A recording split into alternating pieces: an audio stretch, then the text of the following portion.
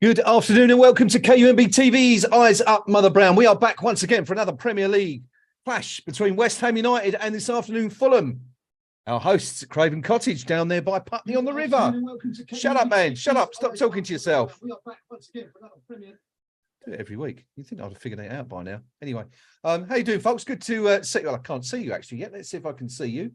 There we go. How you doing? Good to see you. Going to be joined very, very shortly by Rio, who will be joining me for this adventure, this journey this afternoon, as West Ham seek to produce only a second away win in the Premier League this season, following the one at Aston Villa earlier in the year. The Hammers, of course, looking to bounce back from that trouncing, hammering, humiliation the other night. Call it what you will, but it was a bit of a mess. Let's see what my good friend and colleague Rio thinks about it. Rio, how you doing, buddy? It was can I hear you today? Can I have I got you on? Yeah, I think you can. I'm very quiet. I'm the quiet guy, aren't I? It's just after those shenanigans we had last week when we were doing the West Ham Network thing. I just wanted to make sure we were all good. For those of you who didn't see it, Rio and I were part of the kind of, it was like a faux Saturday soccer thing, Rio, wasn't it? And we were like the Paul Merson and Phil Thompson, I suppose you could say, of the West Ham world. I think I was the drug-addled one after that first half because I had an absolute nightmare. Yeah, we did have a few technical difficulties, but it's all good in the end. We all got there in the end, and it was good fun, thoroughly enjoyable. As I said, we are back today. Now, big changes. David Moyes has been ringing the changes, and well, I've just seen a post on Twitter, Rio, that said that 8 of this starting lineup were in the team when we played Fulham 3 years ago in the Premier League. What's your verdict on what Moyes has done there this afternoon? I on a forum earlier, I made the team that I would have selected, and I'm pretty decent on the quiz. I like to think I've got pretty good general knowledge and a knowledge of football and things like that. But I've got a measly 6 out of 11 with my starting lineup. So I've been completely chastised. I'm a little bit stunned by what he's done today. It does smack of me of someone who's like kind of got the last throw of the dice. Right. As you point out in the forum as well, out of all the players playing today, only one of them is one of the ones that joined us in the summer, and there was many of them, and we spent a hell of a lot of money. Yeah, what's your verdict on that, Rio? I mean, do you think that's a deliberate thing of him saying, well, we've given you a go and we're going to revert to our tried and trusted, or do you think it's just a question? Obviously we've got Ramadan, a couple of Muslim players in the squad inside Ben Rama and Naif Gerd, so there could be a physiological excuse or reason behind that. What do you make of it? I think it's a mixture of both, but right. The only thing I do worry about is when I saw the starting lineup, which we'll go through in a moment. We've got 2 natural left-sided players on the bench, and our left-hand side of this team that he's put out today looks incredibly slow, incredibly weak, and it just looks like desperation time. He's throwing darts at a dartboard with a blindfold on. None of it really makes any sense to me. I said I worry about our left-hand side of our defence, especially. I worry about how we're going to line up front. Potentially we could have 2 up front, but it's not a David Moyes thing, is it? And it's the mess in the midfield. None of it really kind of seems to add up to me. It's a worry. We're going into a game today where Fulham are slightly weakened because of obviously Mitrovic being not available because of suspension, another player not being available. But we're going in this as the underdogs, and the team selection doesn't instill any confidence in not just me, but I've been engaging the opinion of our members on the forum today. I've had a bit of time to myself today, so I've been keeping track of it. And not one single person on the forum seems filled with any kind of optimism in the slightest kind of form. Right. That's never a good sign. But let's talk. I mean, you mentioned it there. Let's try and figure this out before it comes on the telly. Mickey Antonio, 2 up front or playing as one of the wider players today for you?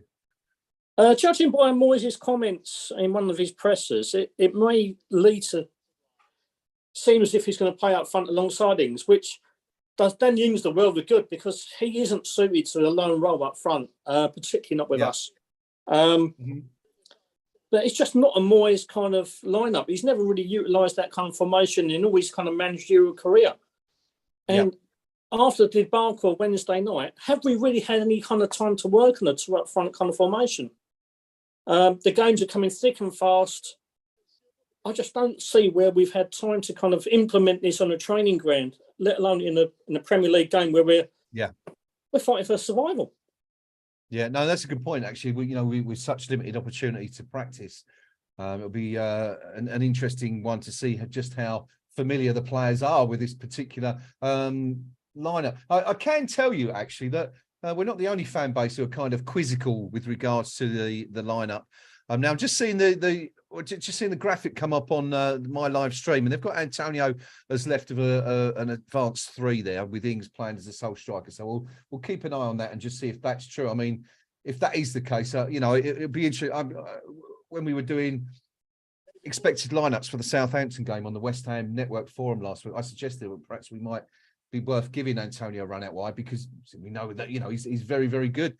And often when he's playing in that lone role, you quite often see him, don't you, dragging himself out to the channel and adopting that position. But what I was going to say briefly is that Fulham fans aren't particularly pleased with the state of their lineup either. Just having a quick look at the friendsoffulham.com forum before the game, and a lot of them really disappointed to see Issa Diop out the side, which is interesting from a West Ham perspective. And also Tete, another player of theirs, and some people saying they're slightly concerned about Cedric playing with Tosin on the same side, so there's not a lot of pace there. So it looks like it could potentially, Rio, be one of the slowest games in Premier League history if both of us sets of fans are right. Anyway. Yeah, well, one of the apprehensions I had about our lineup today was how slow our left-hand side could potentially be. Aaron Cresswell isn't blessed with pace anymore. Angelo Ogbonna isn't. But if Fulham are matching us up in terms of being snail-paced down that left-hand side, it's a lovely day in West London. I think the grandson's putting treacle on that particular part of the pitch. We could see something a bit entertaining. Well, I've just seen Aaron Cresswell put a decent, really good cross in. It's fallen to the far post. West Ham still in the Fulham box. Fulham are looking a little bit desperate. It's fallen to Mickey Antonio, nearly got a shot away, but good start by West Ham. We're still attacking. Fornell's just outside the penalty box on the left, looking for the overlap of Cresswell. Cresswell's gone. Fornell's put it into the box. Finds Bowen. I think there might have been a handball. Declan Rice has had a shot, but no, the handball's been given. Where are we on your stream, Rio? Let's see if we can get reasonably. I'm on 1 minute exactly for me. I've got good news and bad news. The good news is I've got a really good stream at the moment. The bad news is we've only just kicked off. Oh, all right. Well, 1 out of 2 is not bad. Then, okay. If anything interesting occurs, I shall give you the heads up. Jared Gillett. I can never sure which one it is. What is it? Gillett or Gillett, Rio? Our referee today. They go Gillett because I've been educated in the finer points of the French language. Well, in that case, as is the score with Nugget, I'm going for Gillett. But anyway, game's kicked off, as we said. West Ham looking good from the start, looking strong. Looks like Mickey Antonio is indeed taking. Well, actually, I mean, I'm just watching the shape now, Rio, when we're defending, and Antonio's adopting a more familiar sort of attacking role, not dropping back deep either side. So it'll be interesting to see what happens here. I'm not quite sure. It looks like we've got a kind of an attacking stance to the defensive formation, but we'll see as it goes. Anyway, 2 minutes gone. West Ham United 0, Fulham 0. Any observations, Rio, from what you've seen in the opening minute and a half in terms of our shape and lineup? And then the shape hasn't really come to the fore with me because I've just seen that attacking phase that you mentioned at the top of the programme. But yeah, just as Fulham are taking a goal kick from result in the aftermath of that, it does look like Ings and Antonio up front, which also leads me to a bit of a question. We've got 2 naturals left-sided players on the bench in Ben Rama, Maxwell Cornet, and yet we're simply utilising Pablo Fornells as a left winger, which is one of the things that really didn't make sense to me. No, I mean, it's good to see him back in the team. I mean, we of course, we're all big fans of That's a great ball. Fulham looking to attack on the right-hand side. Stick with this for a moment because they're just outside our penalty box on the right. Cross is going to come over. Decent cross in. No one at the far post and headed away by Vladdy Soufal. Only as far as a Fulham player. The home side of the ball again on the edge of the box. But they go, no, so we'll come back to that if anything happens anyway. 3 minutes gone, 0-0. Yeah, it's interesting that Fulham have just been awarded a free kick. Tommy Soucek committed a foul down by the fouling Willian. Just down by the right touchline. Yeah, interesting balance in that team there today, Rio. I mean, it certainly it does indeed look like a 4-4-2. So I'm kind of surprised at that, but yeah, we'll see what happens. I mean, the thing is, a lot of people have been calling for it, haven't they? Kind of a return to basics. Not a bad shout when things are going awry, as it were. Yeah, absolutely. The only worry is for me is that it's just not a tactic that David Moyes has ever utilised for a long, long period of time. Yeah. And as a result, it's something that the actual team hasn't utilised as well. So you play a lot of players in positions that aren't naturally suited to them, maybe, because they're not used to it, because it's been so long since they've actually played it. It obviously suits Dan Ings down to the ground, having someone up alongside him, something to kind of work alongside, get on the end of knockdowns, on the end of through balls. It's going to do him the world of good. The rest of them, let's wait and see. Indeed, we shall do that. Fulham have a corner. That free kick was headed behind the goal by Declan Rice, and Andreas, number 18, is going to take this corner for Fulham now from West Ham's right-hand side. There, it's headed clear, and Fulham keep the ball, but let's just stick with it for a second because they're still attacking. It's come to the right-hand side. Cross delivered in, and it's going to be another corner. Tommy Soucek getting in the way that time. What's your view on the Soucek debate, Rio? Should he be in the team? Should he not be in the team? He shouldn't be, and I'm not making him a scapegoat. Again, it's something I'll mention on the forum this earlier on today. That the problem with Tommy Soucek isn't that he's a bad player. He looks bereft of confidence.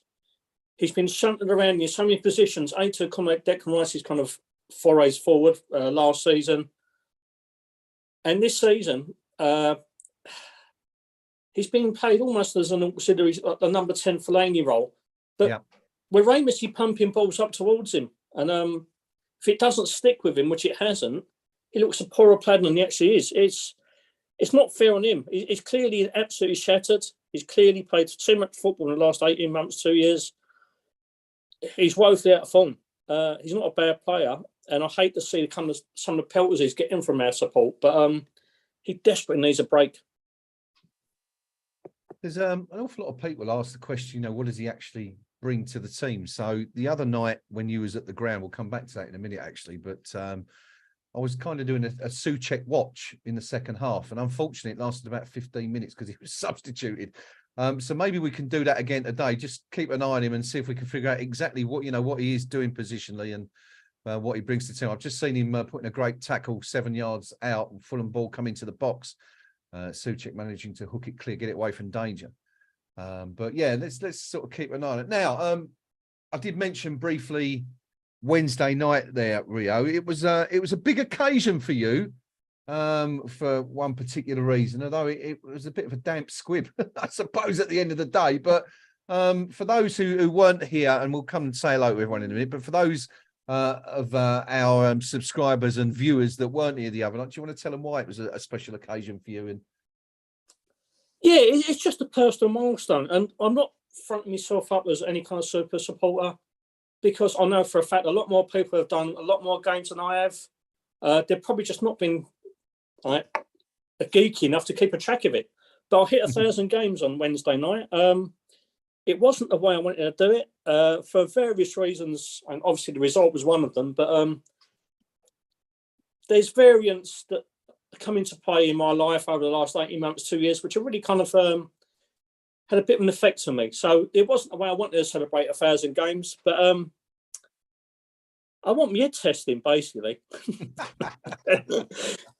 It's been a long road. It's been a bit of a struggle at times, and it's never got any easier. That's the problem. I think I peaked at game 2. Since then, it's been downhill ever since. What was your first game? Can you remember? My first game was Boxing Day '83. We lost 1-0 to Southampton. Danny Wallace got the winner. But 5 days later, I was taken to West Ham v Tottenham at the bowling, and we won 4-1. And yeah, life's never really got any better than that.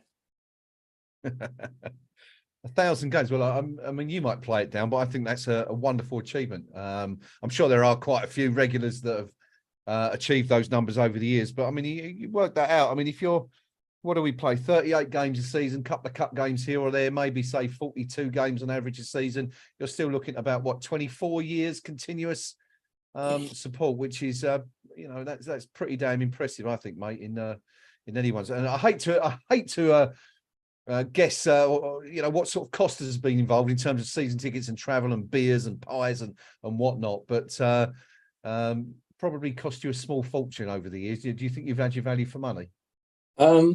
I mean,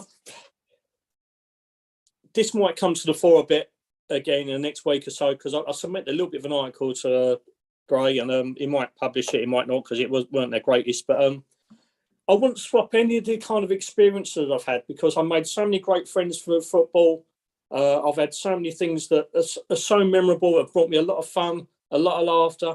There's been a lot of misery along the way, but I wouldn't swap any of the experience supporting West Ham. It's defined me as a person. I've loved every second of it. Even the losing 7-1 up at Old Trafford, even losing 6-0 at Goodison Park. No? Yeah. I've come home with a good memory from every single game we've had. That's and that's what it's all about, isn't it? It's not about, the result. I mean, yeah, obviously we, it does have a great bearing on our lives, on the trials and tribulations of West Ham United. But at the end of the day, I think you're absolutely right. It's all about the camaraderie and the friendships you make. I mean, if it was all about glory and trophies, I would have given up when I was 12. But, I'm still plugging away at 50 years old. Yeah. Well, I think it's a wonderful achievement anyway, so congratulations, and here's to the next 1,000. But we'll just come back to the game brief. We've just seen, we're 10 minutes in now. Not a lot has happened, hence why Rio and I have been chatting generally about stuff. Danny Ings has just been on the deck, took a bit of a knock, and he's needed a bit of treatment. Doesn't look 100% comfortable, but we'll keep an eye on that. It is 0-0. No real goal-mouth action since we last mentioned it a few minutes ago. Some predictions. We haven't done ours yet, Rio. Some score predictions. A Dutch gnome, or a gnome. Well, just hang on a sec, because West Ham are breaking on the right side. Vladisuf puts the cross in. It's bouncing awkwardly in the area, and Danny Ings nearly gets on the end of it, but Fulham maybe just about managed to scramble it away. Score predictions. Gnome is in Holland, in the Netherlands this afternoon, and he says greetings from Zertemeyer, 2-1 to us. Steve Palmer says I'll spot on v Geordies. I'm going 3-1 against as West Ham win their first corner. We'll come back to that in a second. And Hobo going for a 2-1 defeat.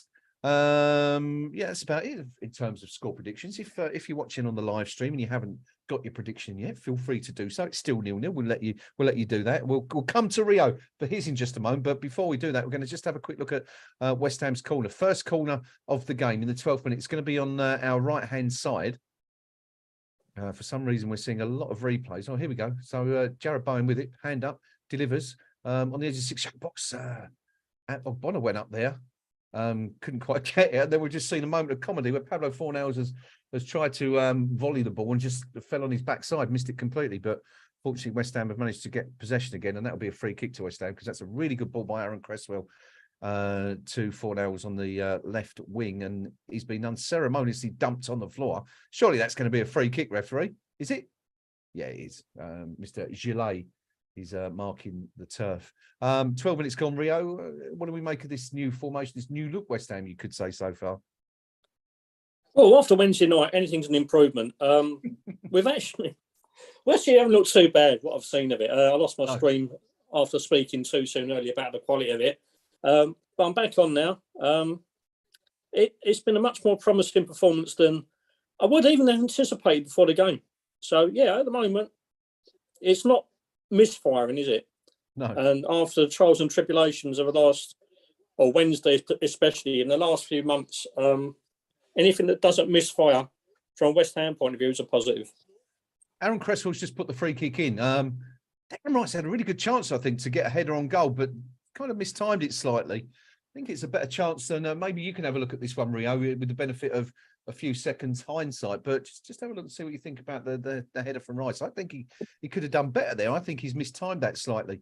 I'm seeing the replay now, so we can probably see it roughly at the same time. Oh no, I'm not so sure. I think it was a header by the defender out. Let's have another look at this. I think Rice has missed it. You know, have you seen that yet, Rio? Have you had the free kick yet? I don't know. I mean, I'm on 14 minutes just coming up now. So you're ahead of me then. In that case, I've missed it. Then. I've missed the glory. I shall defer to anything interesting happens. It's over to you. You are in the lead now. So I'm on 13, 25, 26, 27. Still Fulham 0, West Ham United 0 here at Craven Cottage. The Hammers, of course, desperately needing points. There has been, of course, one Premier League result already today. Manchester United hosted Everton at Old Trafford, unsurprisingly perhaps. The points went to the home side, 2-0 win for Manchester United, which ensures Everton stay down in the one of those many clubs on 27 points. Did you see any of that game today, Rio? I didn't see that. I got distracted by Scottish football. There's a Rangers and Celtic, wasn't it? Game. Yeah. Yeah. How did that go? Game. Celtic prevailed. I think it was 3-2 in the end, but all right. There was a cracking free kick by Tavernier for Rangers. And as you'd expect, it was just full-blooded, in-your-face kind of football. And after kind of some of the tepid performances we've been displaying over the last week or two, it's a bit refreshing to see, actually. I never thought I'd ever say that about Scottish football. Well, I'll tell you what was refreshing to see, and from a West Ham perspective specifically, was the under-18s. Did you catch that the other night, the semi-final? Yeah, I did. I watched the stream on via the FA site. Yeah, I mean, what more can you say? A 6-1 victory in a semi-final. We played with absolute panache. We went at it from the absolute off. Really refreshing to see. I mean, the way that modern football is, you might not see many of those kids go on to play the first team at West Ham, but I reckon you'll see at least 7 or 8 of them get a good career in football, even if it's down the lower leagues. But Divan and Boomer with a great hat trick. There are a couple of performances really did stand out, and there's a lot of potential there. It's whether they can transform that onto the next stage, and that's always the problem. It's not like the generation when we had in 99 with Carrick, Cole. No, it's a different generation, but there's potential there, and it's great to see. You just say we're Fulham are on the ball here. It's quarter of an hour gone, still 0-0. Fulham just passing the ball across the lines at the moment. Nothing huge happening. We'll come back to the game immediately if it does. You said there was a few there that sort of stood out for you. Who you mentioned Divine Mbama, who obviously got the hat trick. Who else was notable for you during that game? Earthy. I thought George we had a great game. Yeah, had a great game, didn't he? He's a fantastic player, and I actually think he's the pick of the bunch. I mean, Dan Scholes obviously has broke into the first team. In the European kind of competition, and he's been pretty solid and he's done well. Callum Marshall up front, I think he's actually probably the better player out of the two between Boomer. Because Divan and Boomer has got this, and it's a really good net to have. He gets a goal. I still worry about his build-up play and the way the ball at his feet, but there's a lot of potential there. So it's just really refreshing to see. But I think at the top, a lot of them. Scholes, Marshall, and Earthy are the ones that really stand out for me. Yeah, I would have said exactly the same thing if you'd asked me the question. I thought Earthy was fantastic driving forward, and Ollie Scholes. I mean, even before I realised it was Ollie Scholes, I was looking at that thinking, who's that lad there? He looks really, really impressive, and then it clicked who he was after a while. But yeah, I mean, Divine was absolutely superb, wasn't he? Yeah. 3 goals, could have maybe had 1 or 2 more. He just looked to me, sometimes you get those players who look like they're a couple of years older or, a step up in their development. That's kind of how he looked to me on that pitch the other night. Said Benrahma's getting warmed up here. We're just seeing Fulham try and get a shot. Willian tried to get a shot away, but couldn't do it. Now, Rio, you're ahead of me, so you'll know if he's coming on or not. But I've just seen shot of him warming up. So I don't know if that's because of Danny Ings. We saw Danny Ings, didn't we, receive a little bit of treatment? But what do you make of that? Yeah, I think that's the most plausible option at the moment because I'm just paying to him again, getting some instruction from David Moyes. And if it is Danny Ings that's to go off, it's a massive blow because playing in particularly in this kind of formation, which would suit him down to the ground. So we're withdrawn after 18, 20 minutes. It's a real kick in the teeth, and it is a player that we're going to need in the running because, you know, you can say about how he doesn't fit the style of football and formation we play 99% of the time. Yeah. But he's still got that unnerving act to come off the bench potentially and get a goal because he's the only natural poacher we got in the actual first team setup at the moment. He's still not gone off yet. Benrahma's still not surfaced, but and as I say that, he's just made a little bit of a run, but he doesn't look as freely moving as he should do. So it's a bit of a worry. We just saw the first shot of the game, actually. Fulham effort from the edge of the box, deflected by Kurt Zouma out for a corner, which we're just waiting to happen now. But there's still no changes. I mean, Rio, you've probably seen this corner already, I'm guessing. But, yeah, as you say, Ings still on the pitch on my stream anyway. Yeah, my one, we just had a little bit of a chance. So we broke down the right-hand side, fired the ball into the centre to all people, Danny Ings, who almost got in front of the defender, but he's taken another knock in the area. But it just like he took up a really good position, almost got in front of the defender, almost got a shot away. But he took a bit of a knock. But as I say, there's a Fulham player down there on the right-hand side. He got tangled up with Mikel Antonio. It's a pretty innocuous challenge, but it's just like a meat and the muscle, really. But I think it's Andreas he's receiving treatment at the moment. We're 20 minutes gone. And Dan Ings has just gone to the touchline. He's having a chat with the physio. He's pointing to his calf and knee area. So, but he's not come off yet. He's still discussing with the kind of medical team at the moment. So he might be able to get away with this. I don't know. Well, let's keep an eye on that. Andreas is still down on my stream. I don't know if he's still down on yours. It's a strange one, that, wasn't it? I mean, there didn't seem to be much contact, if any at all, between him and Antonio. I mean, it's definitely Antonio who was involved in that. Have we mentioned that Marco Silva's not allowed on the touchline as well today? I mean, they are missing, of course, Mitrovic, their best player potentially, but also the manager is on a ban, isn't he, as well today? Not allowed. Yeah, I think almost 3 red cards got shown in that Man United Cup game.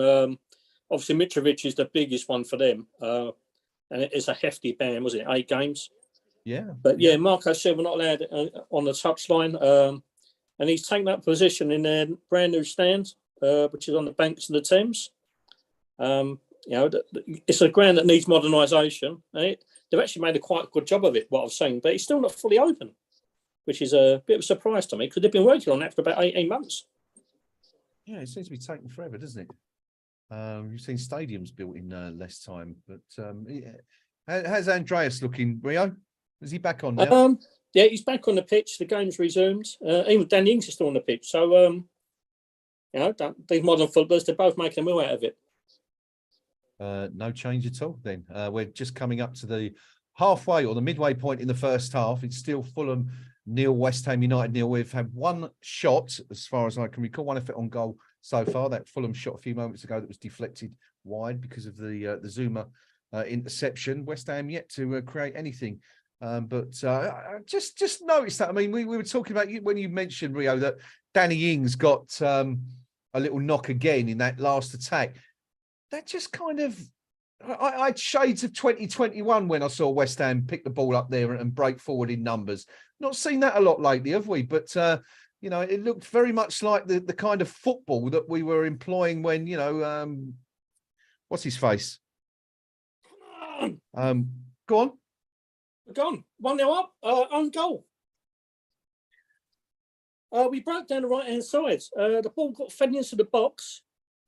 I think Jared Bowen knocked the ball back. There was a meeting, a couple of players, but a Fulham player's knocked his own net. I think it might be. Harrison Reed has knocked it in the back of the net, and we're 1-0 up. This is desperately needed. Marvellous stuff. Well, I'm a bit behind Rio, so I can take you through it. It's Declan Rice with a free kick out on the right-hand side to Vladi Soufal. Soufal goes inside or outside Robinson, pulls it across. It's fallen to Jared Bowen, gets the byline, pulls it back, and it's if you ever need a goal, Rio, and things are looking desperate. That's, they don't come much better than that, do they? I mean, the ball is going away from goal, and Reed has not only inadvertently diverted it goal bound, he's put it in his own net. That's some finish. In fact, it reminds me a little bit of Mubama's first goal the other night against Southampton, but that's some finish by the defender. Yeah, it was very tidily put away. To be fair, though, Mikel Antonio was all over his back, and he would, if Reed had missed it, he would have surely fired home. But still, the run continues. I think we've only scored, 3 goals from open play ourselves in away games this season. But if we can do it in own goals, I'm more than happy to take that. I did notice when you we have a little group, a WhatsApp group, don't we, for the moderators of KUMB, and Rio put a list of his goal scorers up there the other day, talking about his 1,000 games. Now, where was own goals? Wasn't it something like 7th or 8th on the list? It was 7th. High. To be fair, they've had a longer career than most of us. But yeah. I was a bit aghast because I did a little tally up with all the players that I've seen score, because I'm a bit of a sad geek when it comes to football. I was aghast that my record goal scorer watching us in the 1,000 games is none other than a fullback in Julian Dix. All the strikers we've had over the years, and he's still 13 goals clear of everyone else. But your own goals is up there in 7th, which was a mighty fine effort for me. What was it, 34, 35? Was it something like that? I'm just going to check it up now, because I think it was in his 30s, if I remember rightly. But yeah. Oh yeah, 34. 34. It was 34. Yeah. So top 3 were Julian Dix. Was it Di Canio? It was Julian Dix with 61 goals, Colton Cole with 48, and Trevor Morley with 45. Morley, 45. Unbelievable. No one in the last, well, I suppose you got Colton Cole in there, but no one who's kind of been at the club or started at the club in the last 10 years featuring on Rio's list. But no, good old Trevor Morley showing could do a goal or two from someone like that this afternoon, couldn't we? But I mean, for those of you joining us late, we are 25 minutes into the game. It's Fulham 0, West Ham United 1. The Hammers taking the lead in the 23rd minute through a Reed own goal. Wonderful finish. Ball pulled back from the byline by Jared Bowen. As Rio rightly pointed out, Reed under pressure from Mickey Antonio. Couldn't leave the ball because Antonio probably would have had a tap in, and inadvertently diverted the ball into the back of his own net. Very clever little finish, actually, in the end. But there we are. The Hammers, knowing that a clean sheet now guarantees all 3 points. Not that we've had... How many clean sheets have we had this season, Rio? There can't be that many, can there? That's something I've got to check up. But if it's more than 3, I'll be amazed. Yeah. Not actually really looked at it, because this, as much as I love my stats, this season's been so horrific. It's been one that to avoid. Yes. Yeah, it has been a bit like that, hasn't it? Especially the last few weeks when our goal difference has gone to pot. Fulham just attacking on the left-hand side, looking for options in the centre, playing the ball across, trying to go through the channels, play through, but Aaron Cresswell's putting a really good tackle. Now, just coming back quickly, but Pablo Fornals has lost the ball in a really dangerous position. Let's just see the overlap for Fulham on the right-hand side. Cross will come in, dinked over Aaron Cresswell yet again. Put a good challenge. He seems to have felt that with the stretch, but it's another corner to Fulham. I think that's their 3rd of the game. Suggestion, Rio, that there was a handball from Soufal in the build-up to that goal. I don't know if we can perhaps have a look at that at some point. See if we... we've just seen it actually there, haven't we? We've just seen... I've just seen a replay on my monitor. Let's have a look. Yep, it's clearly come off his hand. Not sure he knew much about it, but wouldn't mind betting that not so long ago that would have been given as a handball. But West Ham getting away with that one. Any thought? Did you see that, Rio? Did you see the replay on yours? Yeah, well, just off while you was just chatting about it, we had a breakaway. Just forced a save in the end from the Fulham keeper, but we're actually looking quite positive. We broke away from a corner, but Mickey Antonio did a surging run down the right-hand side, pulled the ball across. It eventually worked away onto the left wing, shot from distance. Didn't go at the much, but it's good that we're kind of... Well, what I've seen noticed here a lot, we've made 2 or 3 really tiny and good interceptions. Declan Rice has just made another one now. The work ethic is off the scale compared to Wednesday night. Wednesday night, we were so lackadaisical. We looked like we was beaten before. As soon as we didn't get the goal in the opening minute when Jared Bowen had that early attack, we just looked like a beaten side. Today, we look actually up for the fight. again, I've just seen Kurt Zuma get tangled up, but he's fighting for every ball. And we didn't see this the other night, and this is heartening. Yeah, it is. It's been a decent start. We're not creating an awful lot, but as I said 10, 15 minutes or so ago, this looks much more like a West Ham team from 2 years ago. And the player I was trying to think of was Jesse Lingard.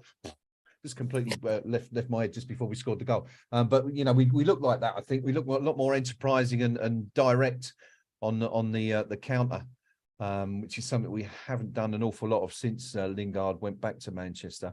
There's a penalty for Brentford against Newcastle. So we'll bring you news of that one when it happens. But yeah, good start. Just having a quick look at your comments. Apologies to everyone. I've not we've not had a close look at your comments so far. I should say hello to the likes of the Irons Lady, Steve Palmer, Neil 2710 5280 Star Hobo, Dan, Tony Mitchell, APD, Alan Pardews' dad, Dan B, Superstar Rajesh Khanna, Tim Melican from the States. How many goals will we leak today? Says Tim.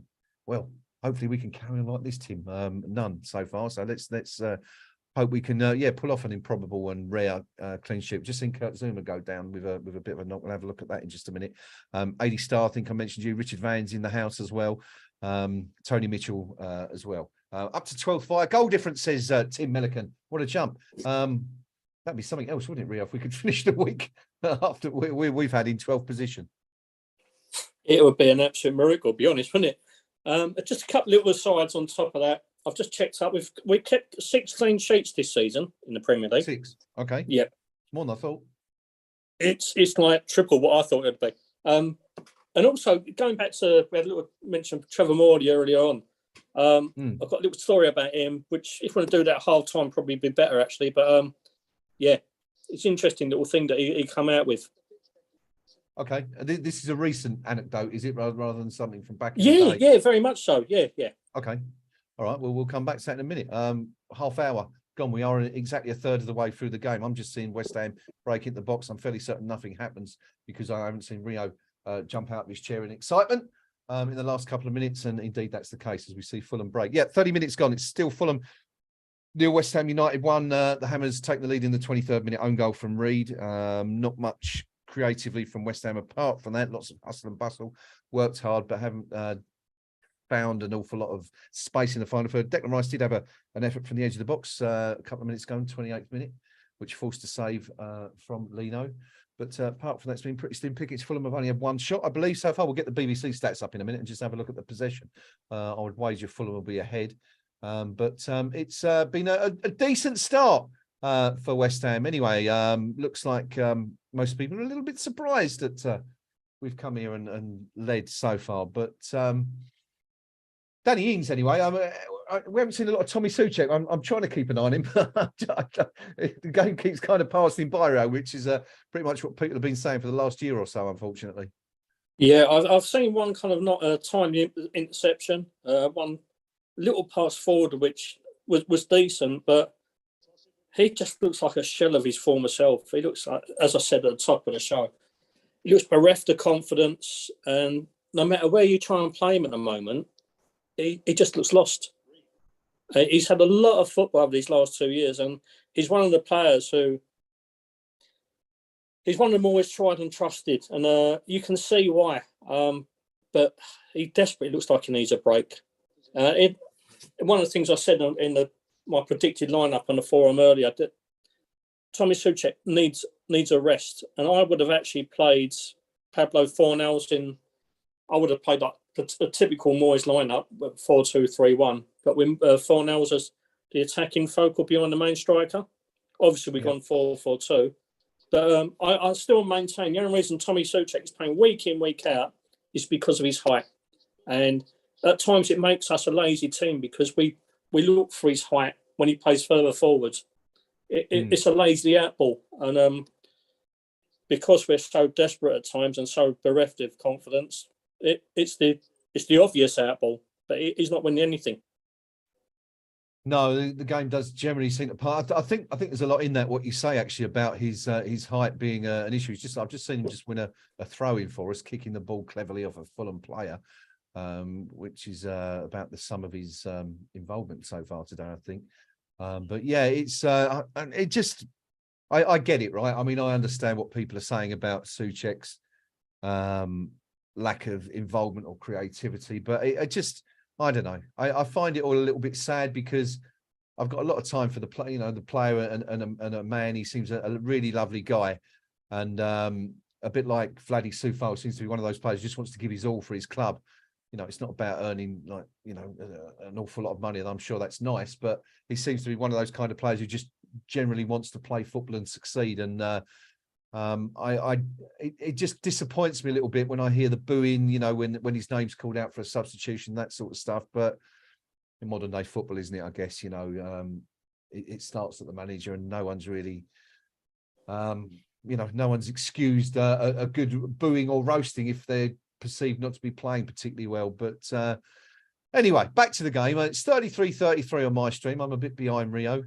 It's still 1-0 to West Ham as far as I can make it. And we're looking all right, Rio, although we seem to be kind of sitting back a little bit more than perhaps we were 15, 20 minutes ago at the mo. Yeah, we've dropped a little bit deeper. Fulham have had a little bit more possession, but every time they've tried to surmount an attack, it's really come to nothing. They've just had one a throw in after a Kurt Zouma clearance, slung the ball in the box, and but Lucas Fabianski had come up and caught it with absolute ease. So, yeah, I've just stats have just come up. Apparently, Fulham have had 3 shots on goal compared to our 1. None of this they've been on target, and our only one obviously resulted in the goal. Yeah, can't be bad. Good odds those, I guess you could say. Just having a quick look, once you see a ball come into the box, but yeah, so Fabianski's got that. 7 games, well, 8 games actually taking place in the Premier League today. One at 5:30 this afternoon. That's Southampton versus Manchester City, and there was one earlier today. The other Manchester United beating Everton 2-0. In terms of teams around us, let's have a quick look on the 35-minute mark to see what's happening in the rest of the Premier League. It's 0-0 between Brentford and Newcastle. So I'm guessing that Brentford penalty was either overruled or missed. So I don't know if Rio can perhaps have a look at that one, but they did have a penalty a few moments ago. Fulham, of course, losing home to West Ham 1-0. Wolves beating Chelsea. Big news from the bottom of the table. Wolves 1, Chelsea 0. The Black Country side scoring the only goal of the game so far via Mateus Nunes on the 31st minute. Chelsea managed, of course, once again by Frank Lampard. We'll come back to that in a minute as well, actually. Tottenham beating Brighton 1-0 in that battle of the teams looking to try and nab a Champions League spot. And the big one at the bottom today is, of course, Leicester City versus Bournemouth. Both teams, you know, struggling heavily at the moment, but it's 0-0 there. Goalless after 38 minutes at the King Power Stadium. Not an awful lot happening there. Leicester have had 3 shots, none on target. Bournemouth 5 shots, 1 on target. Possession 56-44 in favour of Bournemouth so far. Frank Lampard back at the bridge, Rio. What do you make of that? Yeah, that's I think that just sums up the shambles that Chelsea Football Club are at the moment. You know, all that money recruiting Graham Potter and his backroom staff. Was it 21 million? 21 million pounds. Unbelievable. Another 30 to dismiss him after just a few months of football. After all the spiel about we're going to give him a chance to build and create, and yeah, then forced him with millions of pounds worth of players that he didn't actually want. They didn't actually need, because they're covering all. They've got probably 3 players for a position. You're never going to keep a squad of multi-million-pound players happy doing that. So it's no wonder that the poor guy, you know, he's not got the results he wanted, because he had players he didn't really want, players he didn't really need. He's under extreme pressure from fans, extreme pressure from the board, and he's been sold a lie. Just going back to the Brentford game, Ivan Toney missed that penalty, which is a rarity in itself, and he's also just had a goal disallowed as well. So Brentford really should be 2-0 up, but they're not. And yeah, you can insert your own gags about having a bet on him missing the penalty and that, but we're not tired and lazy of that kind of humour. We're a bit more highbrow than that. We just allude to things. Yes, we do. We're very elusive. Is that a word? I don't know. Sounds good. 38 minutes gone at Craven Cottage. It's Fulham nil. West Ham United won. The Hammers scoring the only goal of the game. Well, we didn't actually. It was a Fulham player. Reed scored the only goal of the game so far. A wonderfully taken own goal after 23 minutes, but it's enough to give Hammers the advantage here in the first half. Now, match stats. We've just seen it come up on the screen there. Possession, as you can see, it's actually changed a little bit since then. According to the BBC, my stats in my eye over here in this window, it's 78% to Fulham and 22% possession to West Ham. 4 shots for Fulham, none on target. West Ham 1 shot, 1 on target. That was the Declan Rice effort. Of course, the goal won't count in that particular table because it won't count as a shot by West Ham, which is a bit of a strange anomaly. We've just seen Fulham fizz one just over the bar. Closest they've come to scoring so far, Rio. Really decent effort coming. I'm just trying to see who that was. Who had Robinson. Robinson, just over the bar though. Yeah, only just. Again, it wasn't really particularly well created. It just fell to him after us trying to clear our lines a little. But yeah, he's fizzed one out from about 25 yards, and it wasn't a million miles away. Fabianski was kind of floundering a little bit there, but it's the closest they come. But thankfully, no joy so far. Just to say that Williams attacking down the left-hand side. For someone who's 34 years old, he really shouldn't be doing Vladimir Suv like that, but he did. Again, we cleared our lines. So yeah, we're Fulham are coming back in the game a little bit more, yeah. Asking a few more questions. 5 minutes to go to half time. Let's just hope we can see this out. In terms of Tommy Souček watch, I've just seen him come out of the back line to make a challenge and then drop back in. Still not really got the ball. I mean, there's that horrendous statistic, Rio, going around about Souček, isn't there? I think it's something like 34 touches in the last 3 matches. Pretty appalling stuff, really. Yeah, I mean, a lot was made also the completed passes as well. I think it was 4 against Southampton, 7 against Newcastle. Yep. Some really appalling stats. So he's not a bad player. He's just been badly mismanaged in my book, because everyone can see the misgivings at the moment. Everyone can see that he's out of form, he's short of confidence, but he's still being flogged away. And I was having a discussion with my son on Wednesday night. We think it is just because of the height option. You wouldn't persist with somebody who's that woefully out of form, that almost soul destroyed at the moment. And now we've got other options we can utilise. I mean, what has Flynn Downer's got to do to start in front of him?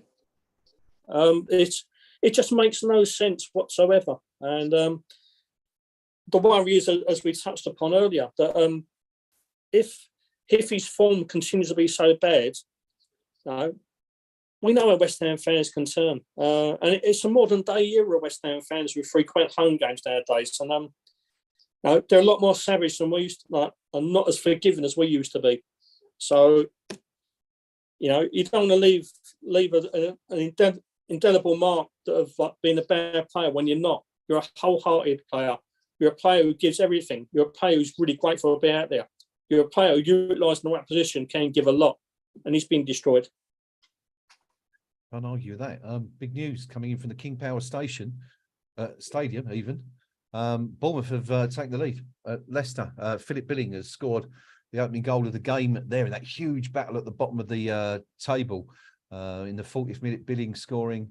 Bournemouth were slightly on top, but managerless.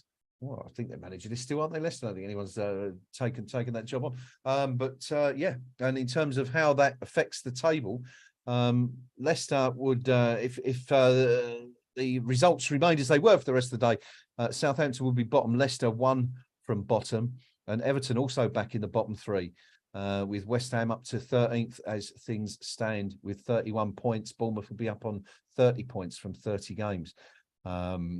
Really good news if we could keep it like this, Rio, that would give us that cushion above the bottom 3 for the first time in a few weeks, wouldn't it? The 3 points. It's a really important game for us here today. Yeah, absolutely. When it's come to a stage now where we're reliant on other teams as well as ourselves. I mean, we can do what we can, but other teams around us, we're desperate for them to kind of fail in some way or form. So it's one of those games. both of those teams are rivals in our battle, but whatever one fails does us a lift. Just seen a stat come up, last 5 minutes possession, Fulham have had 94% of that, which just goes to show what how the game kind of turned in the last few minutes. But apart from that Robinson shot, they've really offered not a lot to show for that kind of absolute dominance. Yeah. Just seen a nice wide angle shot of the director's box on the TV, and Rita is there along with David Sullivan and Jack as well, by the looks of things, and one or two others. Nice easy trip for them, and it's just up the road, I suppose. Rio Putney. Yeah, I mean, it's not the most inaccessible place from East London, and I presume Karen lives in a much more salubrious setting than I do, so it's probably just round the corner from her.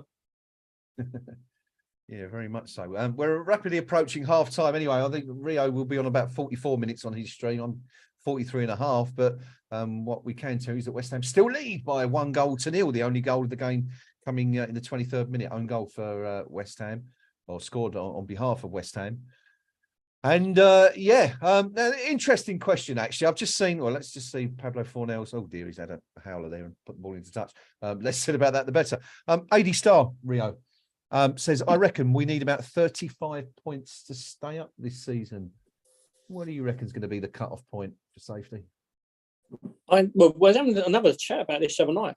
We actually think it could be a little bit less. I know 40 points is normally the benchmark that everyone sets is their stall out by, but very rarely does it get to that, which just goes to show how normally back 25 years ago when we went down with 42 is exactly that, a really bad anomaly.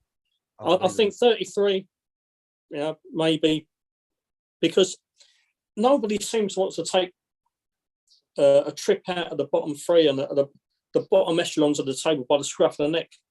People are putting results together, but not capitalising by following up.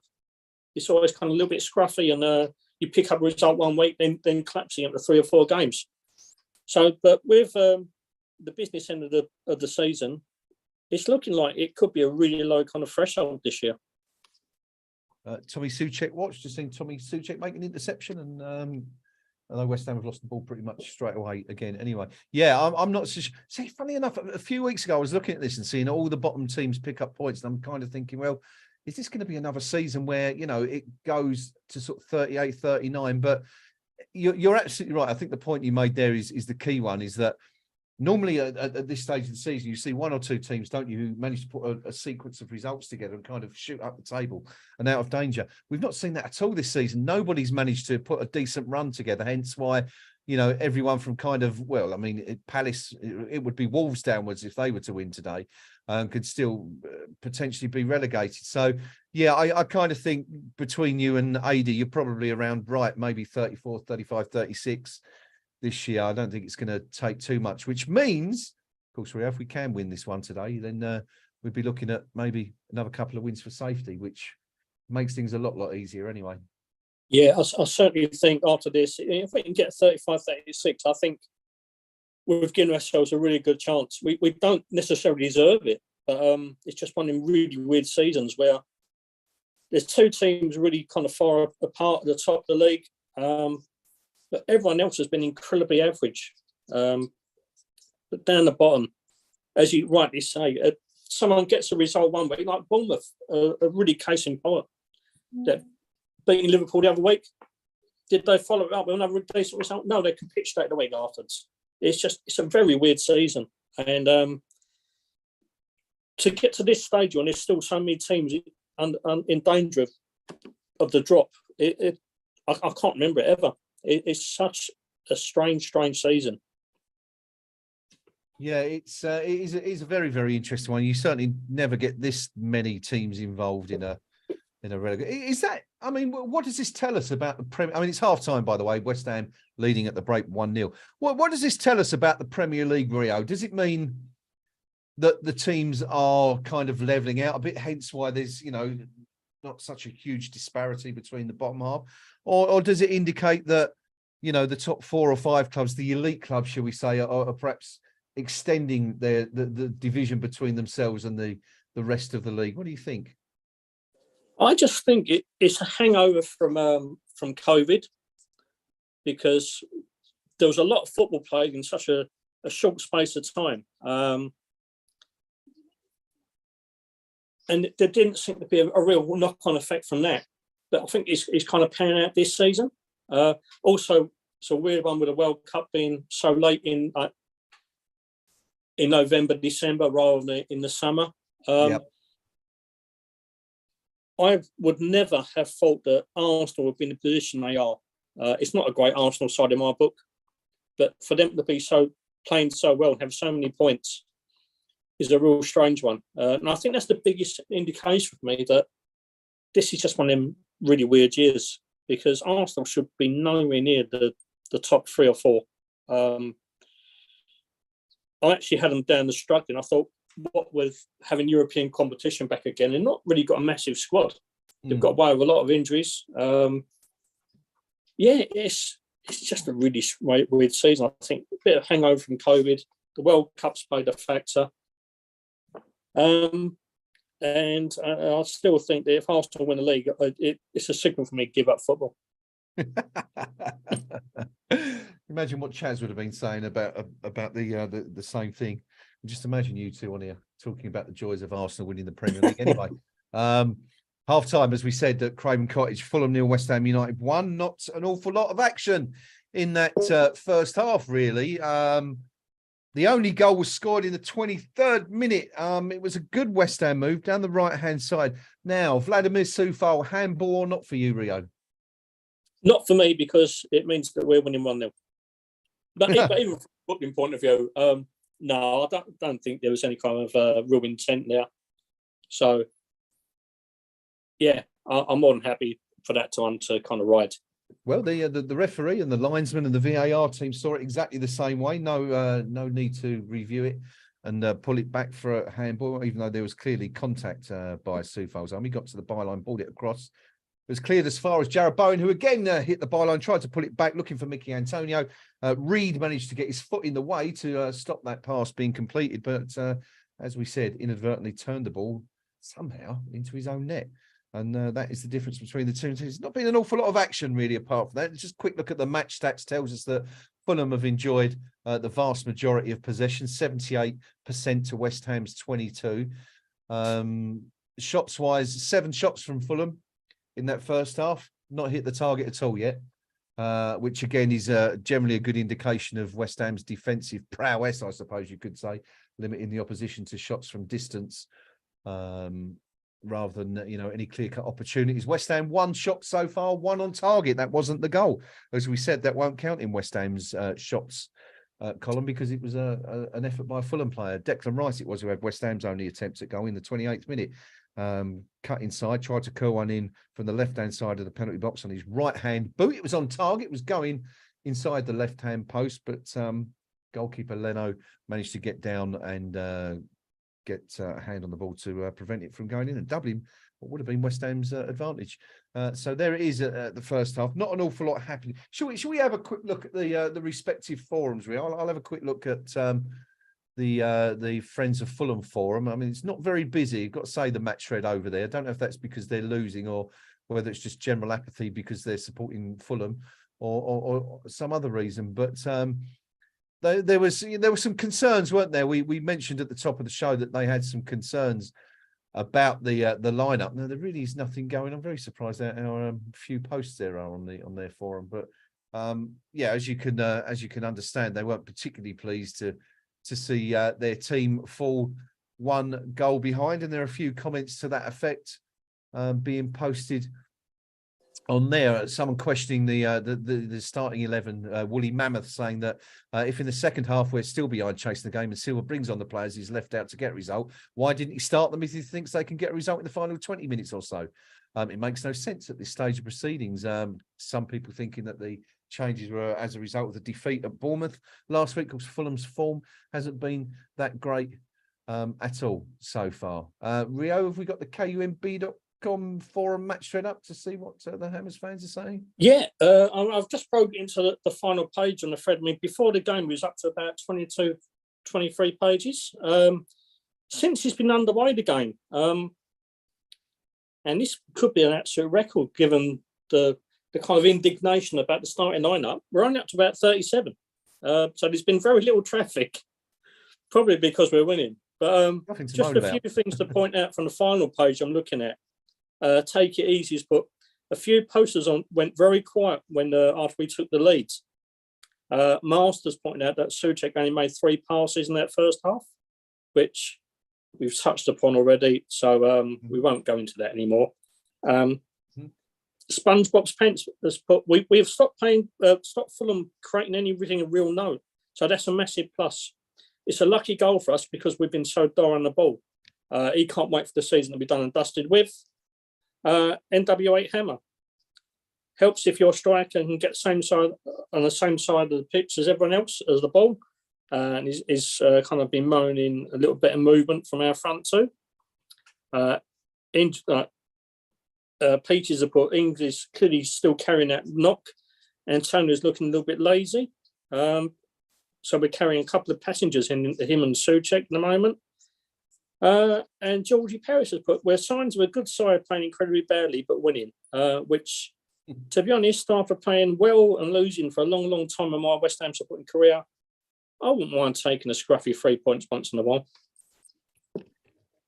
Yeah, I kind of made this point on the forum the other day. I mean, it really is at this stage of the season and in the club's current position, it really is just all about the results, isn't it? I know some people want to see more attractive or whatever, more attractive football. But at the end of the day, we're not really in a position to kind of fulfill those demands or requirements, are we? It really is just a question of getting out of the mire we currently find ourselves ensconced in and starting again in the summer, really. Yeah, it's are you happy with that? I mean, not happy with that, but do you kind of accept that it's not really a case for substance at this at this current juncture? Yeah, absolutely. Aesthetics go out the window. We're in such a desperate position, and after such a season where nothing's gelled from the word go. It doesn't matter how you win; it's getting over the line. And I mean, if it was the other end of the table and wasn't playing particularly well, who was getting scruffy 1-0 wins every week, would people be moaning? There's a lot of people out there who are far too precious nowadays. We've seen a lot of dull football, even when I've seen teams in the past under John Lyle. I can remember some horrendous performances, and it just doesn't matter. It's lovely to have. Everyone wants an aesthetically pleasing performance, a side that plays free-flowing football and wins trophies, but we haven't ever done that. And at the moment, in our situation, just get over the line. Let's have a look at things in the summer. The fact that if you believe all the speculation coming out, we should have new ownership and new management in the summer, probably another overhaul of the squad. So let's look at the aesthetics in the summer when we can build properly. At the moment, under the current situation, let's just get over and done with. Let's just stay up and carry on. Couldn't agree more. Just realised one of my lights wasn't on, by the way. It's why to stand up. Otherwise, it's a bit dark in here today. Let's have a quick look. Well, first of all, do you disagree with what Rio and I are saying that it's not? Do you think it's not all about results? Do you think that there is some, or just are the fans not? I can't find my words today. I'm all over the place. That's my job. What I'm trying to say is, do you agree with Rio and I or not? I mean, do you think there should be, the football should be better aesthetically, as Rio says, or do you think it really is, as we are arguing, that it's just a case of getting over the line this year, starting again, results trump the manner of victory? Let us know what you think on the live chat below, and we'll read out the best of your comments. Half time across the Premier League, across the country. Let's have a quick look at what's going down elsewhere. Manchester United won earlier this afternoon, beating Everton 2-0 at lunchtime. Goals coming from Scott McTominay.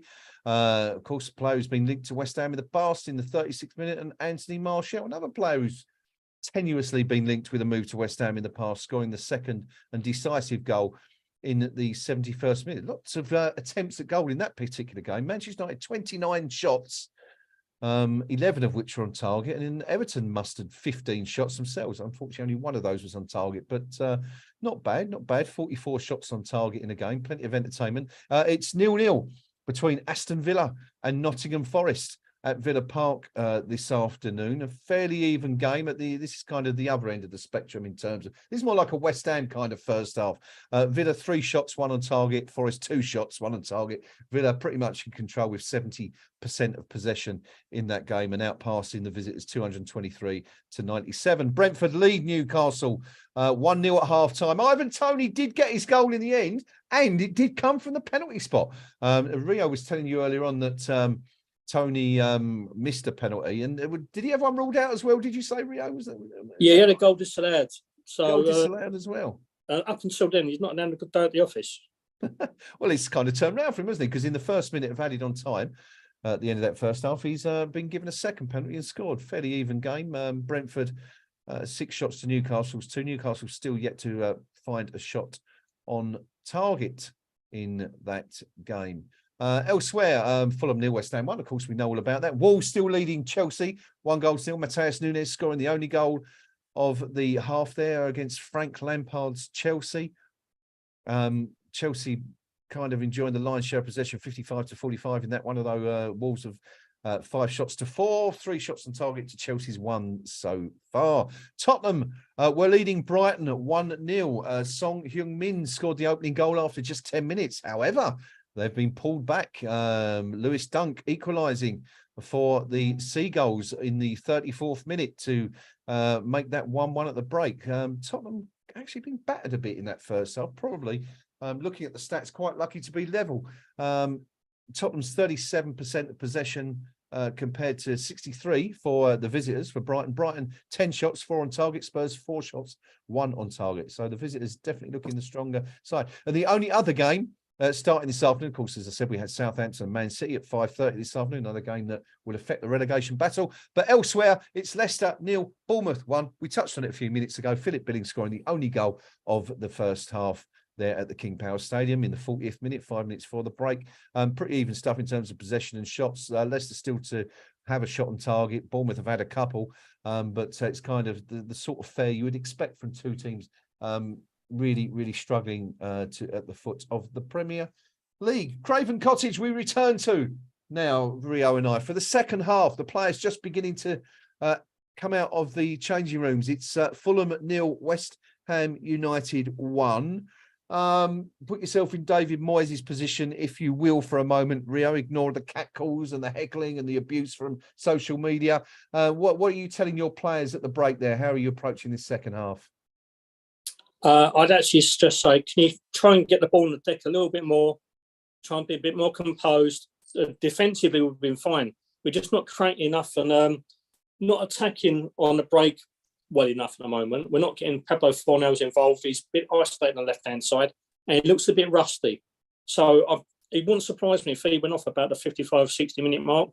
Obviously, you've got the likes of Ben Rama and Cornet on the bench who much more natural left-sided players and they could come in and do a job. But my preferred thing would be to switch Fornals into the centre, take Souček off, and bring probably Cornet on that at the 2, because obviously Ben Rama's fast at the moment, which doesn't help his cause. And I just think we'd have a bit more energy, a bit more kind of pressing in midfield, and a bit more work rate there as well. Tommy, unfortunately, looks a bit lost again. Yeah, it certainly does. Can't argue with any of that. Well, we saw a very strange scenario the other night, didn't we, when David Moyes made 4 substitutions before the 70th minute. He made them all at the same time, although he was paying for a lot of them because it was pretty much like for like. But have we got any changes at half time now? Have Fulham made a change there? Is that Solomon who's come on for the home side? I believe it is, but we'll get confirmation of that in just a moment. So a quick look at some of your comments going back to the issue we were discussing a few moments ago. Richard Van says, Moyes is being pragmatic. Fulham have got to commit at some point. It's got to open up, get the next goal and make it a comfortable afternoon. Steve Palmer replying, I'm not disheartened by the team in that half, so perhaps the world isn't ending yet. Fingers crossed, waiting for the bubbles to fade and die. And Hobo Chamber agreeing with what Rio was saying a few minutes ago, saying it's not what we wished for at the start of the season, but just stay up and regroup, start again. Stevie Palmer adding that results always justify the means in football. Once you get consistency, then you can change the means. And Tenat Tashiko saying that I agree with you, lads. It's about results. We got lucky, really, didn't we, with that? Perhaps due to Bowen's application. I don't want good-looking football necessarily, but better tactics and just football, says Hashiko. And come on, you iron, says Metal in both legs, as the second half gets underway with Fulham attacking West Ham's goal. And Fulham winning the corner. Tommy Soucek. No, it's Tommy Soucek. It's Danny Ings. Don't know why I thought that was Tommy Soucek, but anyway. Fulham have a corner. Rio, over to you. Yeah, well, the ball's probably around the box at the moment. So, but we've just cleared our lines now. Fulham actually made 2 changes at half time. Solomon and Kearney came on for Reed and Decorvo the Reed. So anyone called Reed is in the firing line to be taken off. I just looked at some of the stats. I mean, Fulham had like 75% possession in the first half, a lot more shots, but nothing of real substance. So but at the moment, we sort of conceding that corner, and Fulham got possession in the midfield here. But we're getting numbers back and defending in bulk. Slightly put off by Williams here there. Kind of very booth on Afro on the right-hand side. Now he's in the sun. It's off-putting. So this could be a problem for me in the second half. Well, we'll try and get over that particular issue as the game goes on. But Hammer's in a good position at the moment, starting the half for a change in a good position. Let's hope. Well, I mean, let's hope primarily we can keep a clean sheet. Then we haven't got to worry too much about it. But I think, as Richard Van, I think it was said a few minutes ago, it'd be certainly good to see West Ham get a second goal and just ease a few of these concerns we're all feeling at the moment. Of course, a win today puts West Ham on 30 points, and we're guessing it'll be around 35, 36. Rio. Yeah, just Fulham had the move down the right-hand side. Ball clipped in. Fair against, he kind of claimed it really comfortably, but the nature of the cross coming in so with pace and no one around him. He's had acres are supposed to put that ball in. So that's a little bit concerning. Trying to see it was, but a lot of space given up there, and it's not really what we need. I saw something come up half time actually, in terms of player positions and average player positions in the first half. And Danny Ings wasn't our first forward player. He was kind of an average position hanging around at the top of the centre circle, with Antonio a lot further forward on average in that first half, which, you would have expected the roles to be reversed a little bit. So now Danny Ings playing the 4-4-2 at the first time in his West Ham career, and he's still not getting the greatest to join an attacking sense. Interesting stuff. We seem to have come out, Rio, anyway, in a similar fashion. I'm not surprised to see it. We're 1-0 up. But we seem to be very defensive once again. And it looks like it's going to be a long 45 minutes for those of us of a claret and blue persuasion anyway. Yeah, it's not looking great. It's almost Moyes ball revert to type, isn't it? We're 1-0 up. We've got a lucky goal. Let's try and protect everything we've got. And we shouldn't be doing this. We should be taking the game to Fulham. We should be asking questions of them. And we just don't seem to do it. I mean, you look at the person we've got on the pitch. We've got an incredibly slow left-hand side of that pitch in terms of Bonner and Creswell. If you invite the pace on, we're going to struggle there. And we're not adept at defending. So it's been a struggle of a season. Just take the game to Fulham, please. Just offer something offensively. Yeah, it's another case of, and it always frustrates me. This is that we're so keen to concede possession. I mean, just a perfect example there. Fulham attacking. Someone's got a foot in. We've got the ball, and instead of trying to play 3 or 4 passes, just calm it down a little bit. Just play some short passes. We gain a bit of possession. We've just hoofed the ball as far up the field as we possibly can, and essentially just said to Fulham, bring it on again, and let's just try and keep you out. And I find that unfathomable to a large degree. Is why don't the best? The old adage about the best means of defence is attack and all that. It just I find it strange. Anyway. But here we are, 5 minutes in. It's all good so far. I know Fulham are completely on top at the moment in this half. Yeah, I'm just seeing again. We just hiked the ball forward from Mikel Antonio, who's been dumped unceremoniously into the touchline. But just just play the ball, just try and eke it out of the back, try and find a line breaking pass. We're not utilising any kind of major weapons. Like Jared Bowen's not been involved in this game so far, really, apart from the goal incident. Pablo Fornell's back in the side, and he's not had the chance to flourish because he's kind of forced out on the left-hand side with defensive duties only. You know, it's a waste of talent. And instead of giving the fans cause for optimism, trying to keep like 2 defensive solid line banks to 4, it just invites on the pressure, and it just causes anxiety, not only for the fans, but the players as well, by the look at it.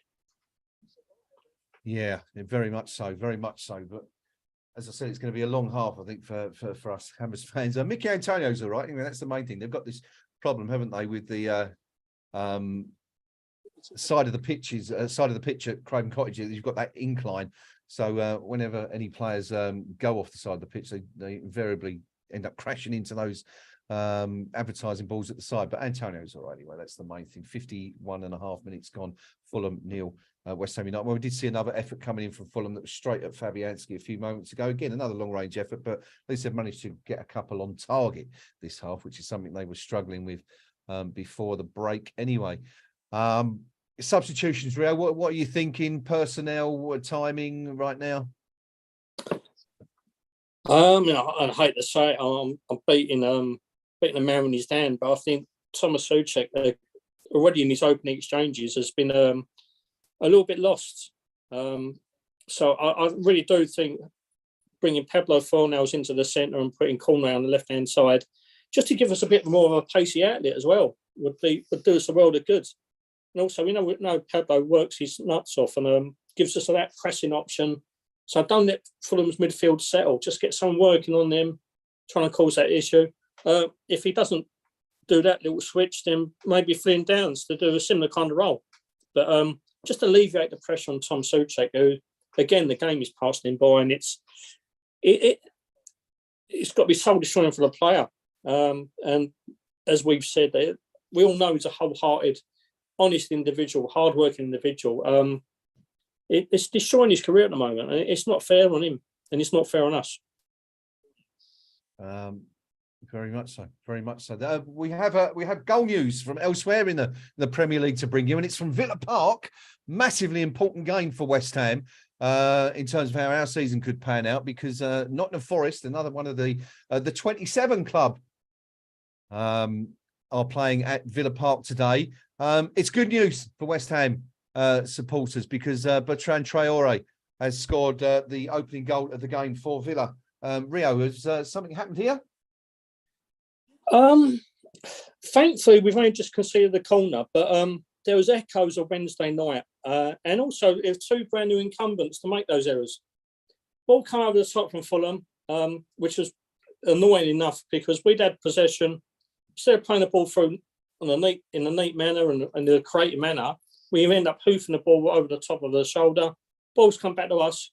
Angelo Bonner and Aaron Cresswell getting an absolute tangling off, and shades of Aguirre and Fabianski the other night, and thankfully the ball just went out for a corner. But whoever's doing the defensive coaching at West Ham, can they stop watching the Keystone Cops before they take it? Got to say, you don't want to kick a man when he's down, but we that move led from Thomas Souček giving the ball away, trying to hook it down the right hand flank for no one in particular.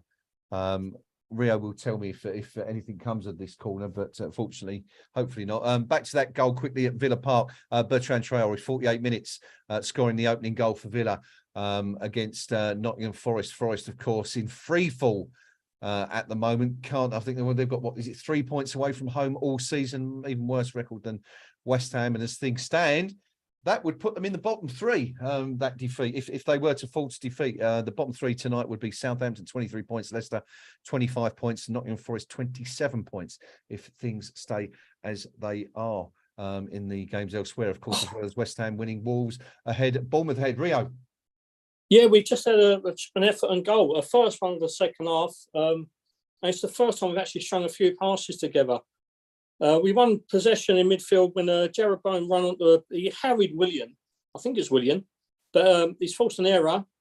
Managed to squeeze the ball through to Danny Ings, who's trying to chip the keeper from a very acute angle. The keeper done well to come out and deny him a little bit of space. But I think Ings will be disappointed. Didn't she get Yeah, he's hit it straight at the keeper's head.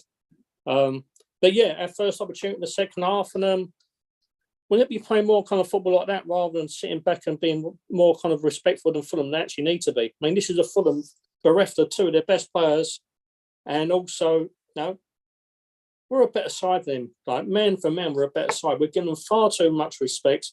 We've been far too negative in the way our approach since we got the goal, and it's only going to end in tears if we don't actually kind of sharpen up here. I think what was interesting there in that it's one of the first occasions on which I've seen West Ham actively close down Fulham in their own half. On that, I mean, we conceded possession. I think it was Rice who gave the ball away initially, but as you said, Bowen, Ings, Rice, Antonio all fought hard to get the ball back and in the opposition half, and created a chance. Our only is that our third effort on goal, I think. Second on target, first on target of the second half, as Rio rightly said. So it just goes to show what we can do if we want to push on. There's been another goal at the Brentford Community Stadium. Newcastle have equalised. David Raya own goal, another own goal, 2 own goals this afternoon in the Premier League, pulling Newcastle back on level terms there. Brentford scoring in the first added on minute at the end of the first half. Ivan Toney penalty. And Raya own goal has put it back on level terms. No other goals elsewhere. We shall keep you updated should anything happen, as we are trying to do from Craven Cottage this afternoon, where it's Fulham 0, West Ham United 1. The only goal of the match so far coming from a Reed own goal. He's not on the pitch anymore. He was wiped off at half time.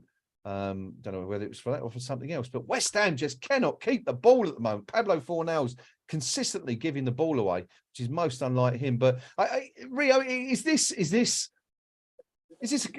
the result of not having enough possession? Is that when you finally do get the ball, it's a bit of a hot potato. It's like we're not used to, having the ball. Do you think there's an element of that in this, where, if you're not constantly on the ball, you do tend to make more mistakes when, on those few occasions you get it? I think that's a factor, but also I think the players have just been told to keep their kind of rigid banks of 4, because there's a huge gap in midfield between where our midfield are lying and our forward 2 options. I mean, we see it time and time again. We've just got one solitary striker on playing, but it's abysmal. And as soon as the ball goes to a Fulham defender, he's just coming straight back at us. As I say, that we're on the attack, but again, we're not attacking at pace. We've got a little intercepted possession, fed it out to Mikel Antonio down the left hand side, but he's had to check back because we're not getting involved in numbers and not quick enough. And this is one of our problems this season. Last 2 years, we've been actually attacking with a little bit of pace, a little bit of intent, like most other teams in the Premiership do now. Eating on the counter is a key tactic in top league football. And we just don't do that. And that just summed it up for me. We just check back far too easily. We're just seeing Fulham have an effort. Andreas' shot was actually blocked by his own player on the edge of the box a few moments ago. West Ham looking to... But again, there was another really good example, I think, of what I was saying a few minutes ago there. Tommy Souček, ball fell to Souček on the edge of the box. Instead of looking for a short pass to a player or just, getting the ball on the deck and looking up, he's just hiked it over his shoulder, put it 50 yards up the field. And on that occasion, Mickey Antonio somehow managed to get on the end of it. But it wasn't a pass that was directed, generally at Antonio. It was just... And this is what frustrates me most, I think, about this team at the moment. As I say, we just do not look comfortable on the ball. Don't look like we want the ball. Looks like it's a hot potato all the time, as Tommy Souček puts in a good challenge, although West Ham are unable to retain possession. Hour gone, and it's still 1-0 to West Ham. Brighton... 2 changes being made. Okay, Rio, go on. Danny Ings is going off, as is Pablo Fornals. It looks like Syed Benrahma and Flynn Downs. So there's going to be a little tinkering of a formation. Pablo hasn't had the greatest of games, but to be honest, he's playing out of position. He's not playing to his strengths. Still, Tommy Souček stays on the pitch, which, how many times I've got to say it? You don't want to beat a man when he's down, but he clearly needs a rest. He clearly needs a break. And his actual presence in this lineup is not doing us any favours. Well, it's going to be interesting to see how we line up here. Presumably we're going to go revert. Danny Ings doesn't look happy at all. He's shaking his head as he comes off. I don't think he wanted to come off at all. It might be because of that effort. Just going back to that shot he had. Rio. I mean, it was a whisker away from scoring. It's only Lino's save wasn't with his hand. The shot hit him on the shoulder. Just cannoned off it. Very lucky. So maybe... Saying that, we just had an opportunity going forward, and ball played into the centre. Now, I hate to say it, if Danny Ings had been there, it was your ideal opportunity for him to score, because that's the kind of position he kind of takes up. Good move down left hand side, ball comes in, just not sharp enough in an attacking sense. Then, yeah, I get the feeling that he's going to be looking to use Souček as a. We saw that ball coming from Mickey Antonio just a few seconds ago. Towards Souček, I think he's going to be moved a little bit further forward here and used as kind of like a second striker in that role. But it was Souček who was kind of involved in that move again, playing the ball. He was looking for Antonio. I think he missed the intended target, but in the end it found Ben Rama and the ball came back across. But another touch for Tommy Souček. I was about to tell you about a goal elsewhere. Briefly flashed up on my video printer that Brighton had scored a second at Tottenham. However, it's gone back to 1-1. So I'm guessing there's been some kind of VAR check. I don't know if we can have a little look at that and perhaps try and figure out exactly what happened there. But it's not 2-1 to Brighton. It's still 1-1. There has been another goal at the Brentford Community Stadium, however.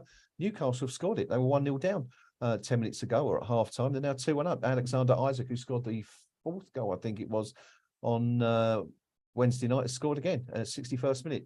Newcastle lead 2-1 at Brentford. Rio's got some news for us, I think. Yeah, there's a little bit of development at Craven Cottage. The ball kind of went into midfield. Vinicius and Kurt Zouma got tangled up around about the halfway line.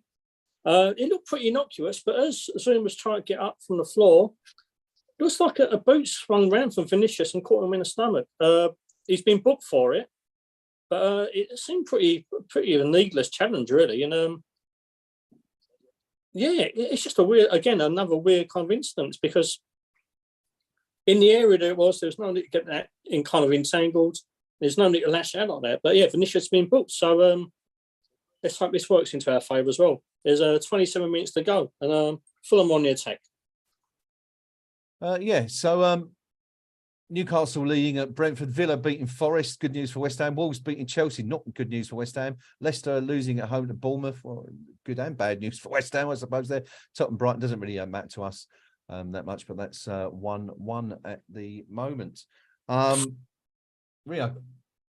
Yeah, Fulham just broke down the left-hand side. Zouma got turned. The ball comes in the box. Thankfully, Angelo Bonner clears, but very dangerous move. And yeah, we looked a bit susceptible there. And Kurt Zouma, he really shouldn't get him turned like that on the left-hand side of the box. Right-hand side of the box. It's far too easy. Brushed off. I can't see the Fulham players, but yeah, you don't want to see one of your best defenders getting brushed that easily.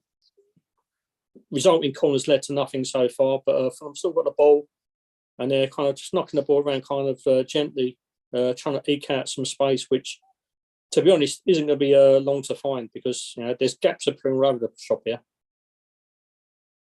That really was a decent clearance, wasn't it, from Angelo Ogbonna from underneath the crossbar. There could have been very, very dangerous. You say uncharacteristically skinned there, Kurt Zouma, but some good work from recovery work from Angelo Ogbonna, who of course was involved in that rather scary mishap with Aaron Cresswell a few minutes ago. Lucas Fabianski forced to make a good punch actually on that corner. It was delivered to the near post, the resultant corner, and Fabianski went up against a couple of Fulham players and managed to get a good fist on it to get it wide. To get it away. So that was decent. But Fulham, you kind of get the feeling, don't you, Rio? This is one of those where, the pressure's becoming greater and greater, and it's almost like a question of time at the moment rather than, if, rather than, more like a case of, I should say, a case of when rather than if. The change of personnel hasn't done us any favours whatsoever. We're leaving once again, our lone forward absolutely isolated. The ball is coming back at will. Every time we get the ball, it's just coming straight back and putting ourselves under increasing pressure. It's not great at all. As I said, Fabianski's just fed the ball out to Cresswell, who's charged on the left-hand side. He'll be on an asthma pump for about 8 weeks, I reckon. And we just forced a corner. News from Tottenham. Welbeck's just had a goal disallowed, and both managers have been sent off. Both managers? Yeah, I can't expand on it. It's my youngest son who's just sent that. He's upstairs and he's just sent the message. So I'll try and find out a little bit more now. Excellent. Okay, let's see what happens here. I've just seen a note saying that Christian Stellini and Roberto Di Zerbi have been sent off, but Rio will hopefully bring us an explanation as to why. It sounds like it might have been a bit of tear up on the touchline. Who knows? Yeah, they've apparently been having a go at each other on the touchline for quite a while, and it's got too much, and it's just been escorted down the tunnel. Where they can have it out in private. yeah. Take it in the referee's room, let us sort it out. West Ham have just been awarded a free kick anyway, Rio, I think about 30 yards from goal. Yep. And absolute waste. I'm going to get another go. It was so abysmal. The referee's been gentle with us, and let's have another go at it. It's just played ridiculously low into the box by Creswell. He's going absolutely nowhere, and the ref's so embarrassed for us. Let's have another go at it. Newcastle scored a third at Brentford. While we wait for that to happen. So Creswell again fires it in this time. Oh, and we actually get a player getting up for it. It's Kurt Zuma, but header off target. But that was better. We need to alleviate the pressure here because, as I said, ever since we shifted kind of formation, the ball was coming back at will anyway, but it's coming back even quicker now. Thomas Suchek again is all at sea and not involved. Flynn Downs is trying to cover two people's positions and kind of getting dragged out of shape a little bit. So, yeah, we need to kind of address this in some way. Fulham just made another change. Cedric's gone off and Tete's come on. Yeah, Tete, one of those players, along with Issa Diop, who the Fulham fans felt should have been in the starting lineup today, perhaps punished for that defeat at Bournemouth last week. But at the moment, he's got a quarter of a game left to influence proceedings because that's all we've got left now. We are just coming up to the 67th, halfway through the 67th minute, or 68th minute, should I say, which obviously indicates we are at the three-quarter mark in this particular game. Tete, as Rio rightly said, is on the pitch for Cedric, and that's another change for the home side. In fact, yeah, that is it. They brought on Solomon and Kelly, didn't they, at half-time? So it's the third change for Fulham now. But West Ham still lead. Of course, the only goal of the game so far coming from Reed. Stats-wise, it isn't looking that impressive for West Ham. We are under the cosh a bit. It's Fulham enjoying 78% of possession. I'm surprised West Ham have seen 22 actually so far, as we see the Hammers sort of break forward, try and do something with Mickey Antonio. 14 shots for Fulham, only 2 on target. West Ham, only 2 shots at goal, both on target. It doesn't look like we're going to win that particular metric this afternoon, Rio, but we're winning the game, which of course is all that matters at the moment. Yeah, and we've just forced a free kick on the left-hand side of the Fulham box, just in from the touchline. Tete, a little foul on Aaron Creswell. We've got Declan Rice standing over the ball. Looks like he's going to be one to take it, which still winds me up because we need his height in the middle. There's 4 or 5 players, West Ham players in the box though. There's Ogbonna, Suchek, Downs, Antonio. Just need a really good delivery from Deck here. It takes it short, then fires it into the near post and we force a corner. It was actually a decent effort. Just knocked it really short to Creswell. We'll take it straight back to him. Deck's fired in from a very acute angle, but the amount of times I've said this during this season, just fire the ball in low and hard. If it comes off, it can go anywhere. This time we forced a. Just about to take this now. If the camera actually pan around, swung in. Ball's bouncing around. It's still not clear. The hooks it back across the face of goal. And we forced, it's our throw-in now, other side of the pitch, but it's our most sustained bit of pressure in the second half, and it's probably the most sustained bit of pressure we've had all game, to be honest. We might have doubled our possession stats in the last 2 minutes, you never know. Yeah, definitely. So Vladimir Sufo is just about to take this throw-in. It's about 10 yards in, fires it into the near post, flicked on. Again, knowing nowhere. But we've picked up the Fulham got on a break here. We've thrown a couple of players forward and we've got to be really careful here. William down left-hand side. Thankfully, Suffo's got back. Robinson tries to fire it in, but we've defended well and we've actually cleared our lines a little bit. But it's still thrown in a dangerous position for Fulham. Yeah, as you said, that little bit of sustained pressure has probably boosted their stats by a long way, but it's still worrying at the moment. I can tell you that my assertion that Newcastle were 3-1 up at Brighton was a load of old baloney because the goal has been cancelled. Apparently, Callum Wilson had the ball in the net, but after consulting VAR referee Chris Kavanagh has overturned the goal due to handball. So it remains 2-1 to Newcastle at the Brentford Stadium. 70 minutes gone. We're getting into that kind of, we're not quite squeaky bum territory yet, but it's going to start getting a little bit nervous because West Ham, there it is again, Kurt Zuma this time, just putting the ball out into touch rather than getting his foot on the ball and looking for a player. Unbelievable. I mean, it must be coaching. It must be the way that they're coached to defend because we do it just all the time. So there was a brief, we didn't mention it, but there was an overhead kick there, Rio, a few minutes ago from Angelo Ogbonna. Yeah, it kind of flew across the face of goal, which led to the Vladimir Sufel throw-in. But for an old boy, pretty agile, wasn't he? Yeah. Got up well, didn't he? Did get up well. That VAR check, was it for Callum Wilson? Was it against West Ham? No, they don't count him. That's how the conversation goes, isn't it, with him? Yeah, I'd imagine he's got bragging rights over Mickey Antonio this week when they do their footballers podcast thingy. Anyway, I'm sure he's desperately looking forward to that. He'll turn up this week. Rio. So yeah, Fulham had from that resulting free kick from left-hand side, fire in and Tosin. It was good defensive header, I can't see, but someone beat Tosin to it, but he's nodding out for a corner, which Fulham just about to take now. We're under a cosh here a little bit. Corner goes in. Fab Gancy takes well. Now, no, Fab. Just when you want him to take the sting out of the game, he throws it out straight away. Try to get Declan Rice, who's nearly caught in possession. That was brainless play from Lucas Fab Gancy. Really not necessary. You know, you want your senior players to kind of get an understanding of the game. Just take the pace out, take the sting out of it. He's thrown it out, and as a result, he's ended up booking for Declan Rice because the throw was overdone. Trying to see the Fulham number 10 is, but it went virtually straight to him, and Dex lunged in a bit and dragged him to the ground. And we're back under the cosh again. This is brainless defending West Ham. Absolutely brainless.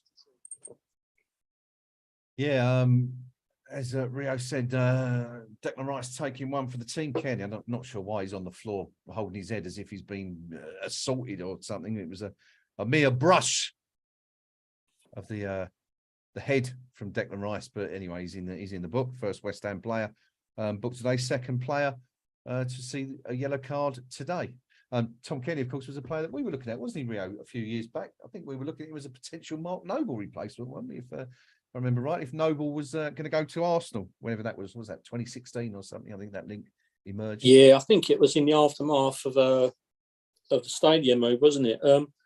Tom Kenny's a very solid player, very good on the ball, but his career hasn't pushed on since them days, and I think we've actually dodged the bullet a little bit there.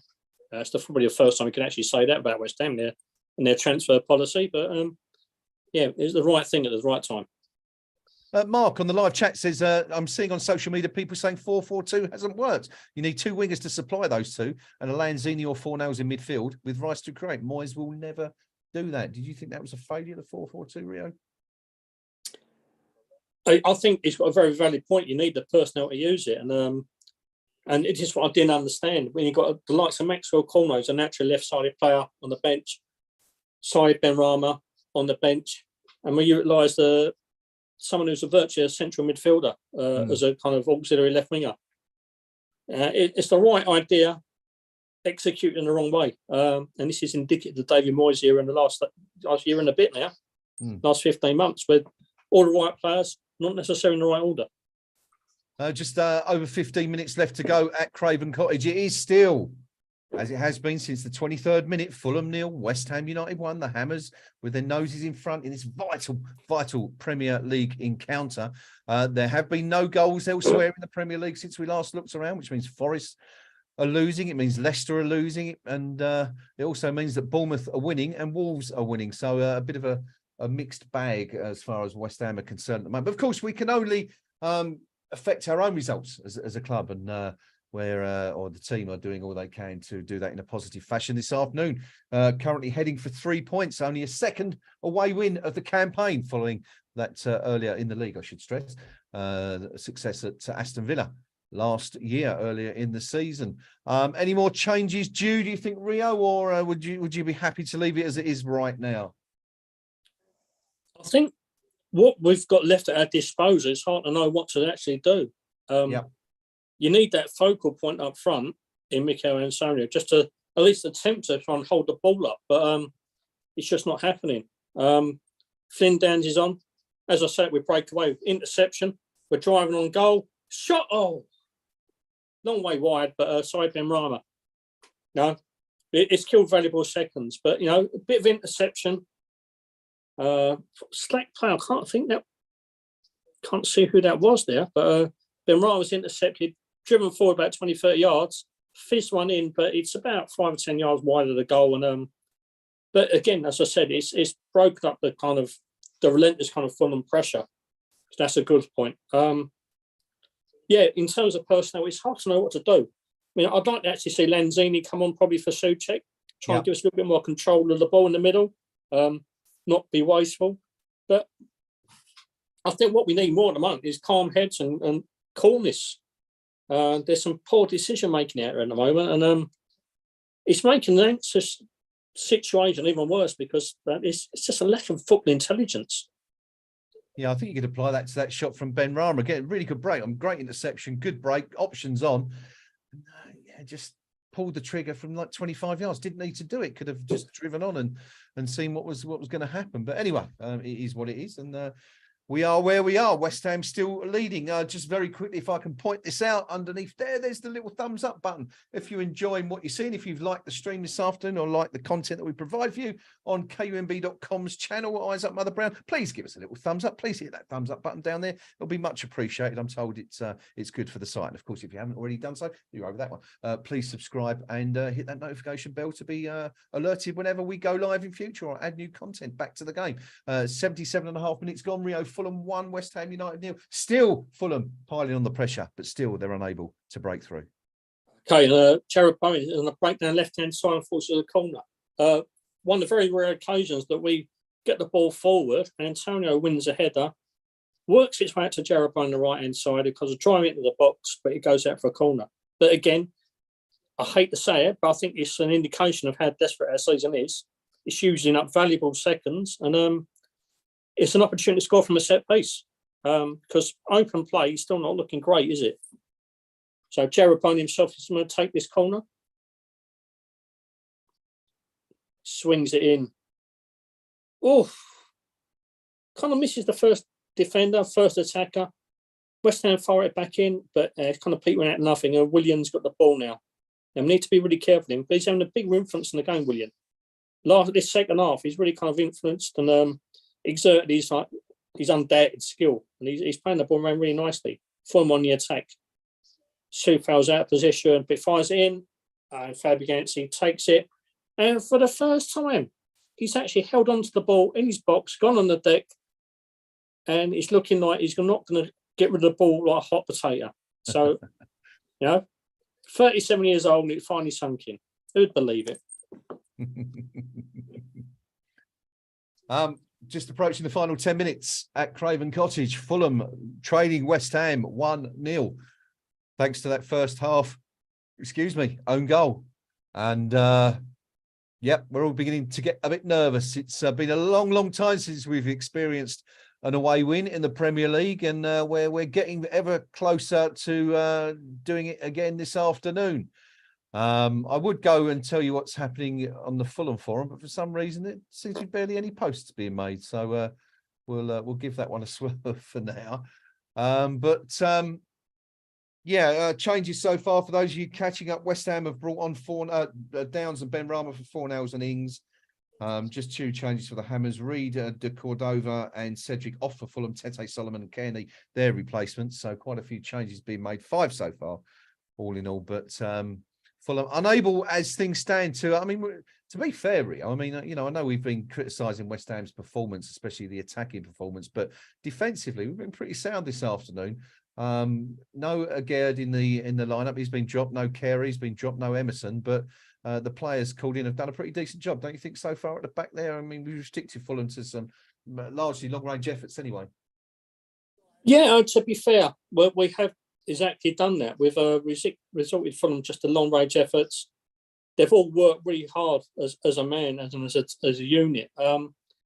It's just scary because you just always expect a crack to appear. It's not been the most effective performance defensively, but it's getting the job done. And that's, again, it's all we need at the moment. As I said, we're on the attack. Ball comes in towards the far post, and Aaron Cresswell forces a corner. We did have a penalty shout. No. Sorry, mate. Sorry, buddy. No, I was just going to say we had a brief penalty shout a few moments ago for Fulham. A player it was Finn Downs seemed to give him a little push as he went into the box, but referee says nothing doing, and we kind of escaped that one. But just a couple of quick comments, if I may. Rio, jump in at any time if anything happens on the pitch, of course. But a couple of quick comments from the Fulham perspective. Friends of Fulham.com. Just had a quick look over there. AKF says that Vinny doesn't seem to want to shoot. Would prefer to set up someone else. Jarv adding that from all the comments I've read here, it sounds like the wheels have really fallen off now. JFFC says they've parked the bus and we've got nothing. It's been a tough watch. And JFFC adding that we're all over them for possession, but doing nothing, and they're having the better chances on the break. Very frustrating. We are the better team, says the Fulham fan, but we're nothing without Mitrovic. Has that been the real difference today, Rio? The omission of the Serb? I actually think it is. I think having a big, bulky striker like Mitrovic would have caused us untold problems. And how we would have dealt with that, I'd hate to guess. But as you say, so far, it's not been pretty, but we're doing the job. We just had actually a couple of opportunities from the corners on about. Aaron Crosser crosses it in. Kurt Zouma, the far post, gets a header, but he's very... And Fulham have just had a really good opportunity on the break, played the ball in. Fabianski redeems himself from Wednesday night. Diving at the feet. I'm trying to see who the player is again, but great ball, through ball. Defence is nowhere. Fabianski gets a fantastic fingertip to it and saves our bacon there. Absolutely saves our bacon.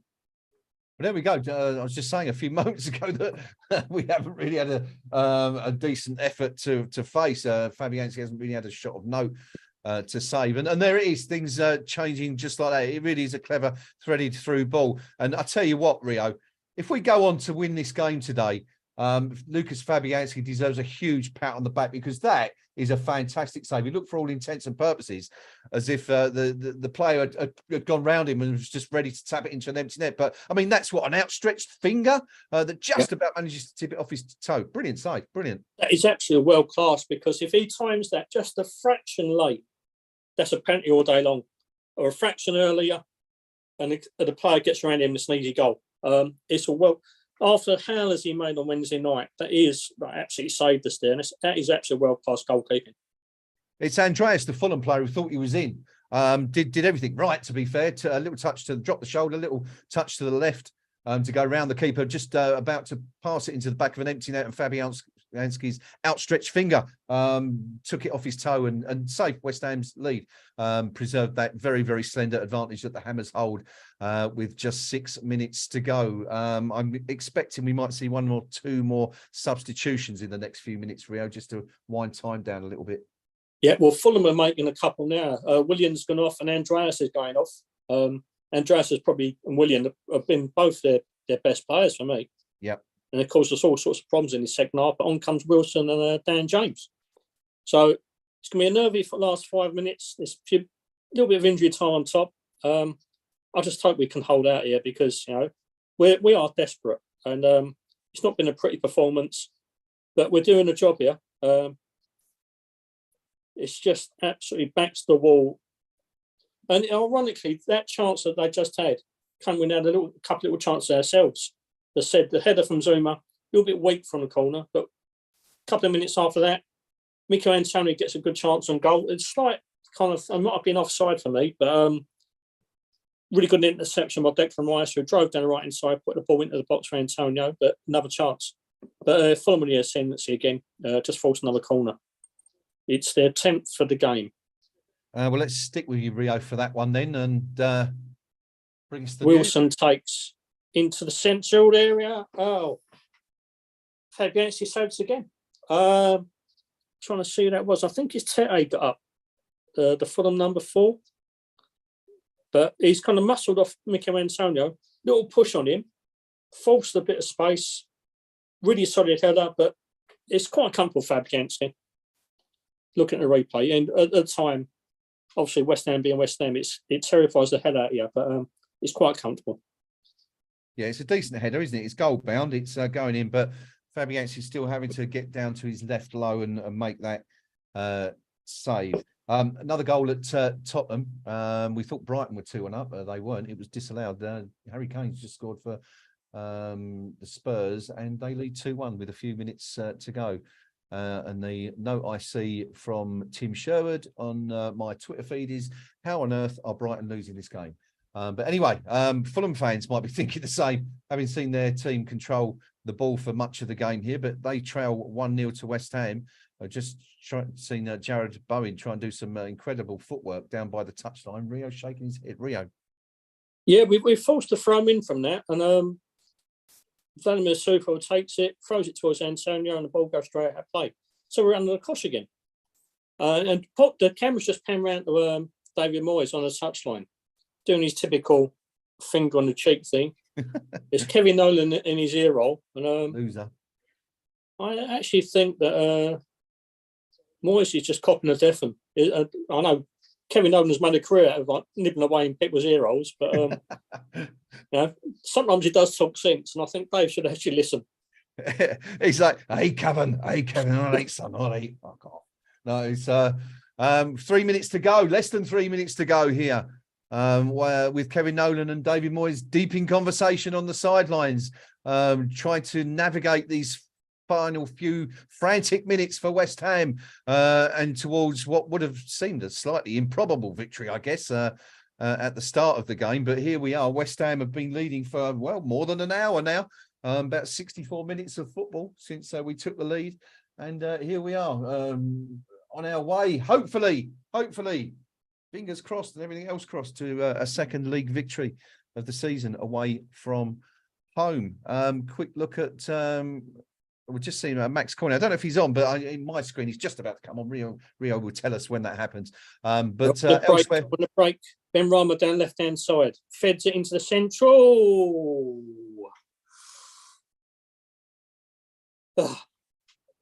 Ben Rama on the break, gets on the left-hand side, fires it into the middle. Jared Bones, a little bit of a weak effort, but it's on his weaker foot. He's leaning backwards a little bit, straight at the keeper. But we've regained possession pretty quickly. Declan Rice is driving forward. Flynn Downs now gets the ball. He feeds it out left. Again, here's where we need a little bit of professionalism here. There's just over a minute of normal time going. We just forced a corner, Aaron Creswell. A free kick, Aaron Creswell. Took a bit of a knock. But here's the time we need professionalism. Yeah, just over a minute ago, a normal time. Let's just take this thing out of the game a little bit. Should perhaps point out that move for the Bowen shot was started by a Tommy Souček pass, as we're on Souček watch this afternoon, and not been an awful lot to note. But we are rapidly approaching added on time. Rio will tell us, I'm sure, as soon as he's aware how many minutes added on. I'm guessing 3 or 4, probably my best bet. But it's the same state everywhere else in the Premier League. Villa leading Forest 1-0. Wolves leading Chelsea 1-0. Bournemouth leading Leicester 1-0. Tottenham 2-1 up against Brighton. Newcastle 2-1 against Brentford. But all games now in or around the 90th minute of time. Any idea, Rio, on how long we've got added on? No, but Cornet is coming on now for Antonio. Still not seen the linesman's indication of extra time, though. But Antonio goes off to a class hat on David Moyes, a little word in the shell. So there you go, folks. We started the match with 2 strikers on the pitch. We're ending it with none of them on the pitch, with things having already gone off. And now Mickey Antonio replaced. You're a fan of Maxi Cornet, Rio. What do you make of him? I know we haven't seen an awful lot of him. We haven't seen a lot of him in a West Ham shirt, but his stats speak for themselves from the start. 4 minutes at a time, by the way. And thanks also to Dan. Yeah, his stats speak for themselves. His sporadic performances early in the season, he created a bit, particularly in the Chelsea game at Stamford Bridge. Looked very lively. He was unlucky not to get a goal. Yeah. But his little stint at Burnley last year was fantastic. I thought he showed a little bit of versatility, scores a cracking goal and works really hard. So he's someone I was excited to sign. It's just not panned out for him. But you can say that about 99% of our signings in the summer. Added on time then at Craven Cottage, the final few moments of this huge tie for West Ham Premier League clash. Desperately need 3 points, the Hammers, to move just that little bit further away from the relegation zone. It looks like we're on our way towards it. We're very close now. Anyway, the Hammers have led for just under 70 minutes of this game, took the lead after 23 minutes, and here we are. 4 added minutes called. Thank you to Dan for also pointing that out, and also pointing out that we wasted 1 minute of that in the corner through largely through Declan Rice originally, who took the ball into the corner, and Said Benrahma's just done a really good job keeping the ball there for 25-30 seconds or so. Rio, I'm going to come over to you for the to take us through to the final whistle if I can, buddy, and if anything happens elsewhere, I shall jump in, but it's yours from now to the end. Okay, so Fulham just broke up to our half, just forced a corner. Flynn Downs conceding it when cross come in, but he gets a leg out and forces it wide. Nervy times. There's just over 2 minutes on the clock. So very sorry, because I'm not a natural at this, but Harry Wilson takes the corner into the back post. It's a poor one. It goes far across the box. Finds a Fulham player in the end, but they're still working it out wide, and there's been no real impacts at the moment. And we've tied up quite nicely. Dan James kind of lost possession there, but we clear the ball, and it's up to the halfway line virtually. Fulham throw it back into play, back to Bernd Leno, who fires it into the air towards the area. We head it away. Declan Rice clears upfield. Maxwell Cornet's after it, and he's forced an error at the defender. Surely he's got to finish. Oh, he's fired straight to keeper. Oh, Jesus. Great play by Declan Rice, who intercepts the ball near to the area, fires it forwards. Maxwell Cornet's on the end of it, forces an error out of the Fulham defender, who's all at sea. 1-on-1 with the keeper, and he fires it straight at Leno. Could he have passed? I'm seeing on Twitter that he should have squared it for Benrahma, Rio. Is there anything in that? I was so single-minded, focused on him, I didn't even look at myself. Yeah, I think he's done exactly the same as me. Yeah, I'm just seeing it. I think they're right. If it's a square ball, it's a tap-in. Just seeing the replay. Yeah. Yeah, I can understand why he's done it, because, like, obviously he's been out of action for a long while. He wants a little bit of glory, but again, that professionalism that we're lacking. He's got to square that for Benrahma, but he's fired it straight at the keeper. Oh, and after me waxing lyrical about him, just a couple of minutes beforehand.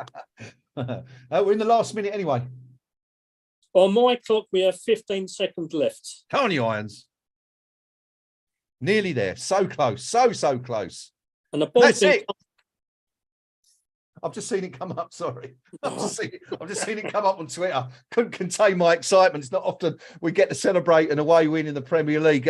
It doesn't matter. Cornet, yeah, he should have scored at the end, or at least squared it for Said Benrahma. But it doesn't matter because West Ham have won a Premier League away game. Unbelievable scenes. It's 1-0. We haven't scored today. We had to rely on an own goal, but it was a Reed effort in the 23rd minute that put West Ham ahead, and somehow we've managed to cling on. To record, well, I mean, it's just how big is that win, Rio, for West Ham today? That is absolutely huge. We've been struggling for a long time, particularly away from home. As we said during the game, no side at the bottom has put a convincing run of results together, which, kind of cements their place out of the danger area. And any win you can eke out. And particularly with our record away from home this year, that's a huge win. Fulham have been in really good form. The table doesn't lie at the end of the day, and Fulham are up in that upper echelons, and for a reason. It wasn't pretty. It wasn't, as we mentioned earlier, aesthetically pleasing. But as we mentioned earlier, 3 points is 3 points. I don't care how they come at the moment. We can work on the final details at a later date. Let's just get over the line and keep safe. Yeah, we're still waiting for the final whistle to blow elsewhere in the Premier League. I detect a bit of a smile on David Moyes' face, I think there. I've got to say, though, Rio, one player I'm so pleased for this afternoon is Lucas Fabianski, because I don't think he's ever let us down as a player since he joined from Swansea. Always gives his all. I think he's gets a lot of unnecessary stick from some of our fans, and obviously made that absolute horrendous error against Newcastle the other night. But what a way to come back and show his critics that he's not quite done yet. That save at the end there, 83rd minute, Andreas looked to go round him and had a tap in if he'd done so, and Fabianski sticks out that finger, and he's essentially saved us, or perhaps won us an extra couple of points. Moyes out flag, Black Moyes out flag, spotted in the away end. Didn't last very long. But it is there. We should point that out as well. Yeah, quick word on Fabianski. We're having that save. Yeah, absolutely. I was one of the ones who was calling it to be replaced today. I just thought he made at least two horrendous errors, and he was probably culpable for another one of the goals on Wednesday night.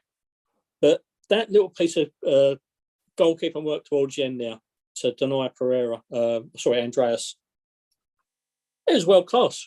If he'd have got that a fraction wrong either way, if he'd have come out a moment later, blatant penalty. If he'd come a moment earlier, it would have sold himself down the river. And it would have cost us 2 points at least. And that would have put us just on the cusp of the relegation zone. It's a huge, huge save, a huge, huge moment of our season. And like you say, for the value for money we've got out of Lucas Fabianski, he's been an excellent signing, and he's under pressure this season from a very good keeper in Alphonse Areola. Yeah. He stepped up to mark. I mean, Wednesday's pretty much an anomaly. Oh, yeah. There are signs of him creaking and aging a little bit, but he's still David Moyes is number one for a reason. And the reason just shone out at the end now. Certainly did. Match stats for you. Fulham 77% of possession to West Ham's 23. 16 shots for Fulham, 8 for West Ham. Fulham 3 on target. West Ham oddly 5 on target, which again is a good indication of just how well we defended as a unit today. In that the vast majority of Fulham's efforts were either long range or off target. Couldn't get close, and they had 11 corners as well. So that's a really, really good defensive performance from West Ham there. Premier League matches, just most of them are finished. We're just waiting for one or two final scores to come in. I can tell you that Aston Villa against Nottingham Forest, there has been a goal late on. Fortunately, we can breathe a sigh of relief. It's gone Villa's way. They scored a second in added on time. Ollie Watkins again. Can't stop scoring, can he, at the moment? In the 5th minute of added on time, scored a second goal for Villa, condemning Forest to yet another away defeat. How does that affect them? We'll have a look at the table in just a second. Brentford went down 2-1 at home to Newcastle, despite having led. Tottenham beaten Brighton. But in the more important games that affect West Ham United, a couple of very, very big results at the bottom. Wolves 1, Chelsea 0. You know, maybe a year ago, you'd been very, very surprised at that, wouldn't you? And perhaps not so surprised now, especially with Lampard back in control at Chelsea. But there it is, doing us no favours this afternoon. And at the King Power Stadium, it's finished. Leicester City 0, Bournemouth 1. Oh, I can imagine the scenes down there. It must be horrendous at Leicester. But they're in big, big trouble now. Philip Billing scoring the only goal of that game for Bournemouth in the 40th minute. And Bournemouth created 19 shots in that game, 7 on target. Leicester 14 shots, 4 on target.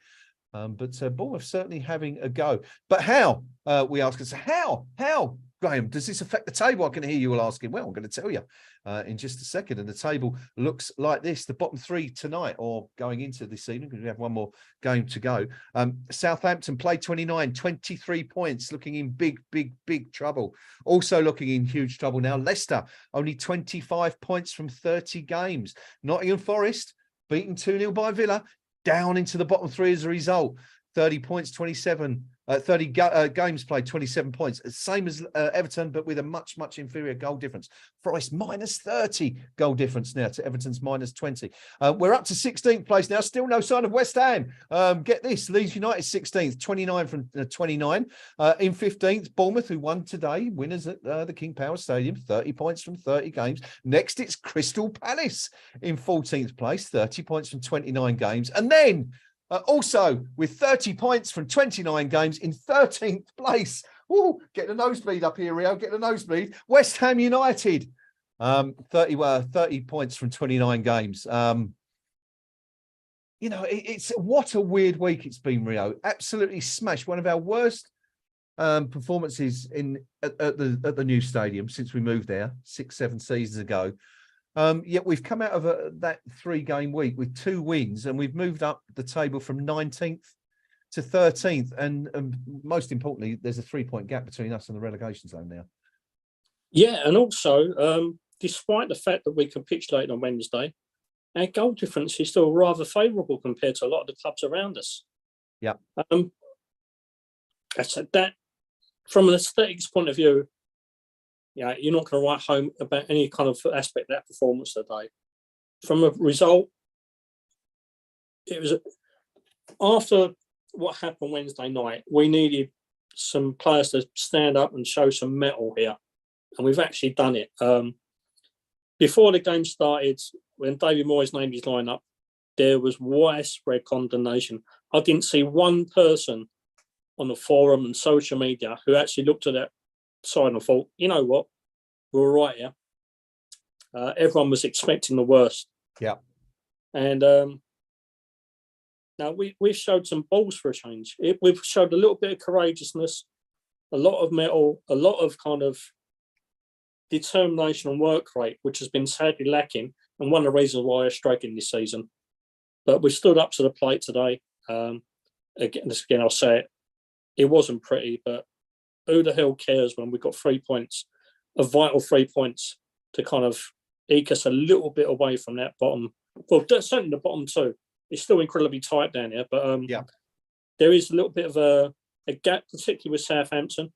I'd almost 7 points, say, so that's huge, isn't it now? A 3-game swing at this stage of the season, with the way that Southampton have been playing, you've got to say they look like you can almost cast them adrift from our point of view. Leicester are beginning to kind of eke away from us a little bit. Again, that's going to be another 2-game swing. It's little margins, and that's all we can do. Get some points on the board, get these little margins away from these teams in and around us, and just make the best of the bad situation for us at the moment. It's 7 points from the last 12 for West Ham now in the league. 2 wins, a draw and a defeat, which is going to be comfortably mid-table form. Of course, before that Newcastle game, I think we were 8th in the 2023 only form table. So another win today isn't going to do that any harm at all. But is it too early, Rio, to say that, you wouldn't expect us to be relegated now at this stage, needing, we spoke about it during the stream, didn't we? We said we're looking at 35, 36 points. 2 wins needed from 9. That would seem fairly achievable, wouldn't it? Yeah, I mean, that's exactly what I was about to say. I think another 2 wins would do us. And with 9 games to go, and some of the teams have got to play, not necessarily the teams at home, although you've got to look at Leeds and think they're there for the taking. You win the Leeds game at home, you win 1 year away games against one of the teams around us, we should be safe. It's not been a great season, we know that. There's been a lot of issues on and off the pitch, questionable management. If we get out of this, it's going to be a turning point in West Ham's history, I think, because there's obviously going to be a shift higher up the echelons of the club. Just preserving Premiership status this year will be a big statement. 2 questions for you. Firstly, had you been offered 13th place in the Premier League and a quarter-final spot in the UEFA Conference League by mid-April, would you have taken it? And do you think many people would have taken it? Well, actually, let's go with that one first. Here we are. It's been, as you said, it's been a dreadful season in terms of some of the football played. It's not been good. But here we are, maybe not comfortably, but ensconced in mid-table anyway. And in the last 8 of Europe, I mean, doesn't seem bad on the face of it, does it? In essence, no. I still wouldn't have taken it. I would have been quite annoyed at finishing 13th. We've set incredibly high standards over the last 2 seasons, finishing 6th and 7th. And when you augment the squad with the caliber of players that we brought in, an established Italian international, a top-notch Brazilian international, on paper, it looked fantastic. You expected a lot more. If you'd have said, would you have taken the top 8 position, even the top 10 position, Europa Conference quarterfinal, I would probably have said, I'd rather 8th than win the thing. 13th, and playing in the manner we have, still being desperate for points in the way that we have, I just don't think it's been good enough. There you go. Rio doesn't agree that it's that this would be a good season. What do you think? Let us know on the live stream. Would you take 13? I mean, it's, you know, I'm sure most of us at this stage, given what we've been through in the last few weeks, but, you know, cast your minds back to last August. The sun was shining. It was a wonderful, wonderful month. Very hot, 40 degrees every day, or at least it seemed like it. Would you have been happy then with the prospect of winning the UCL and 13th spot? Let us know. Let us know what you think. I did have another question for you here, but it's completely slipped my mind. So I'll see if I can remember that as we get inevitably closer to the end of the show, which isn't going to be too far away. Man of the match for you today, Rio. Who have you got in your book? Almost for that last gasp piece of goalkeeping, I would have gone for Lucas Fabianski. But I also thought Declan Rice, after a bit of a sticky performance on Wednesday, he needs to be a leader of men in our situation. And I thought he stepped up to the plate today. He showed a little bit of he's one of the few out there at times, showed the intelligence required, the work rate required. I just think, you know, he's the man you look to, and he led by example today. So I'd go Declan Rice just over Lucas Fabianski. Okay. Yeah, I mean, I think Fabianski's got to be in the equation, hasn't he? As we said at the time, that save kept us ahead, and you know, could essentially keep us up this season. Made a couple of other good saves as well. That one low to his left, the header from who was it from? I forget who is it from anyway, from the corner, but it was a good save. Made a couple of good stops. And Joe Bonner, I thought also, considering he's been out of favour for the last few weeks, thrust back into the limelight this afternoon. Thought he did a decent job at centre half. Not a lot got past him. So thought he did very well. But yeah, I think today, you know, when we've kept a clean sheet and we've barely seen any of the ball. We've been battered a bit in terms of possession once again. I think it'd be difficult to look beyond a defender, but yeah, good stuff. A decent win for West Ham. Who's your man of the match? Let us know who you thought. Hobo enjoyed Declan Rice's performance. Says I thought Dec was back at it today, and AD Star going with myself and Rio, saying that Fabianski for me was man of the match due to that 1-on-1 save, which kept us the 3 points. Going back to our earlier comment about 13th and chance of winning the Conference League, would you have taken it? Steve Palmer says no, it's definitely not good enough this season. European success should be the icing on the cake. So a variety of different opinions and views, more of which I'm looking forward to reading this evening on the KUMB.com match thread and forum. No doubt everyone's going to be on there enjoying this victory. Who am I kidding? I'm expecting to go and see David Boyes getting pelters again for the way he's put that team out. We should. I mean, we tried to do a bit of a Tommy Soucek watch, Rio, didn't we today? Unfortunately, again, he didn't really get involved, and we was reduced to commenting on the odd tackle or pass or header. Does he have a future in this team? I think he does. I think he should have a future in his team, and he's got a vital role to play in this squad. Even if David Moyes does leave next season, you know, I said he's not a bad player. He's just the victim of accommodating other players in and around him initially. He's a victim of playing far too much football over the last 2 years, and is a victim of when his form has dipped, and it has dipped incredibly massively. There's no denying it. He'll probably be the first person to admit it. he's been a victim of managerial mismanagement, because you should persist for a player who's clearly struggling, and he clearly is. Now, his role at the club should never be in question, because he's a vital member of where we've got to today.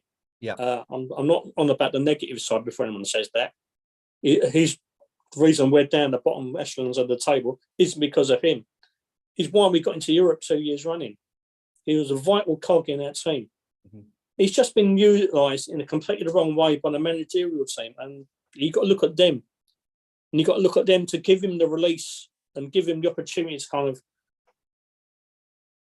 regenerate himself, get refreshed particularly over the summer. I mean, we're going to need him for these last eight games in some way or form, whether it's coming from the bench for the last 10, 15 minutes in a defensive midfield role, or coming from the bench in the last 10, 15 minutes in an attacking role.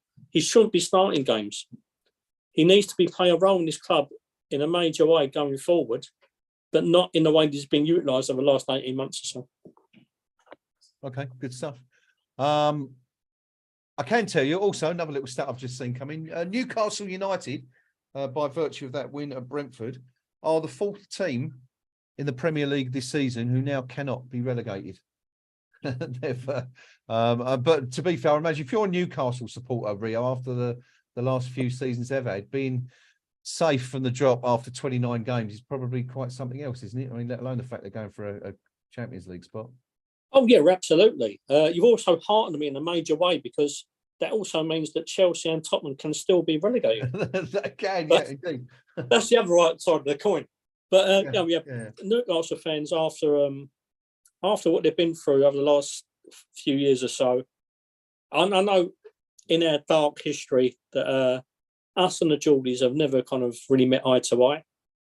But in my encounters with my visits up to the North East, with the Newcastle fans I've encountered and had a lot of kind of banter with and a lot of fun with, you know.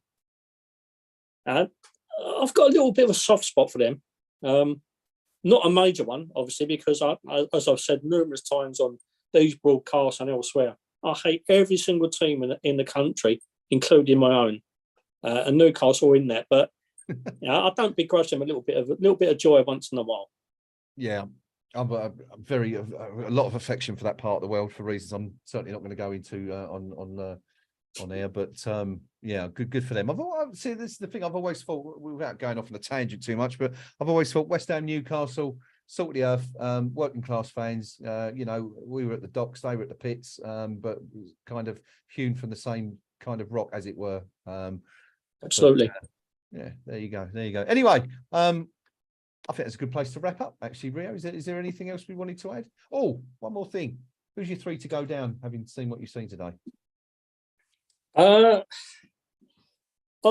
definitely go Southampton. I think Southampton have been cast a little bit adrift now, and I can't see any way back for them. I think Leicester are in huge trouble. As for the third one, that's a tougher question. I still think Leeds could struggle. I still think Forest are in the mire. I think Everton will get out of it, because Sean Dyche's teams don't capitulate too easily.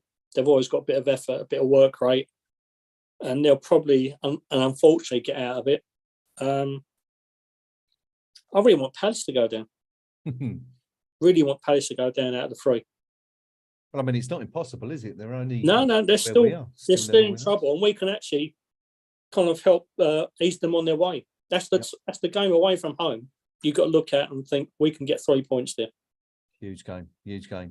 Yep. So as things stand, as Rio and I have been saying, it looks like 2 more wins should be enough to see West Ham over the line for another season. 2 out of 9 is a lot better than needing 4 out of 11 or 4 out of 12, as was the case just over a week ago. And wins since then against Southampton at home 1-0 and Fulham away today has certainly eased the pressure on West Ham United and our relegation fears, which is quite handy, because we're off on a little sojourn to Belgium later in the week. Rio, what are your thoughts about that one? Ghent doing pretty well domestically. Got a couple of very, very strong players in that team. Certainly, they're a funny team, aren't they? They lost to Shamrock Rovers earlier in the tournament, yet they've had some big scalps in Europe as well this season. So I guess it's a bit like us. We don't really know which Ghent we're going to be facing on Thursday night. No, but if you look at the way that we performed over the European campaign, was it every single game's in the victory, isn't it?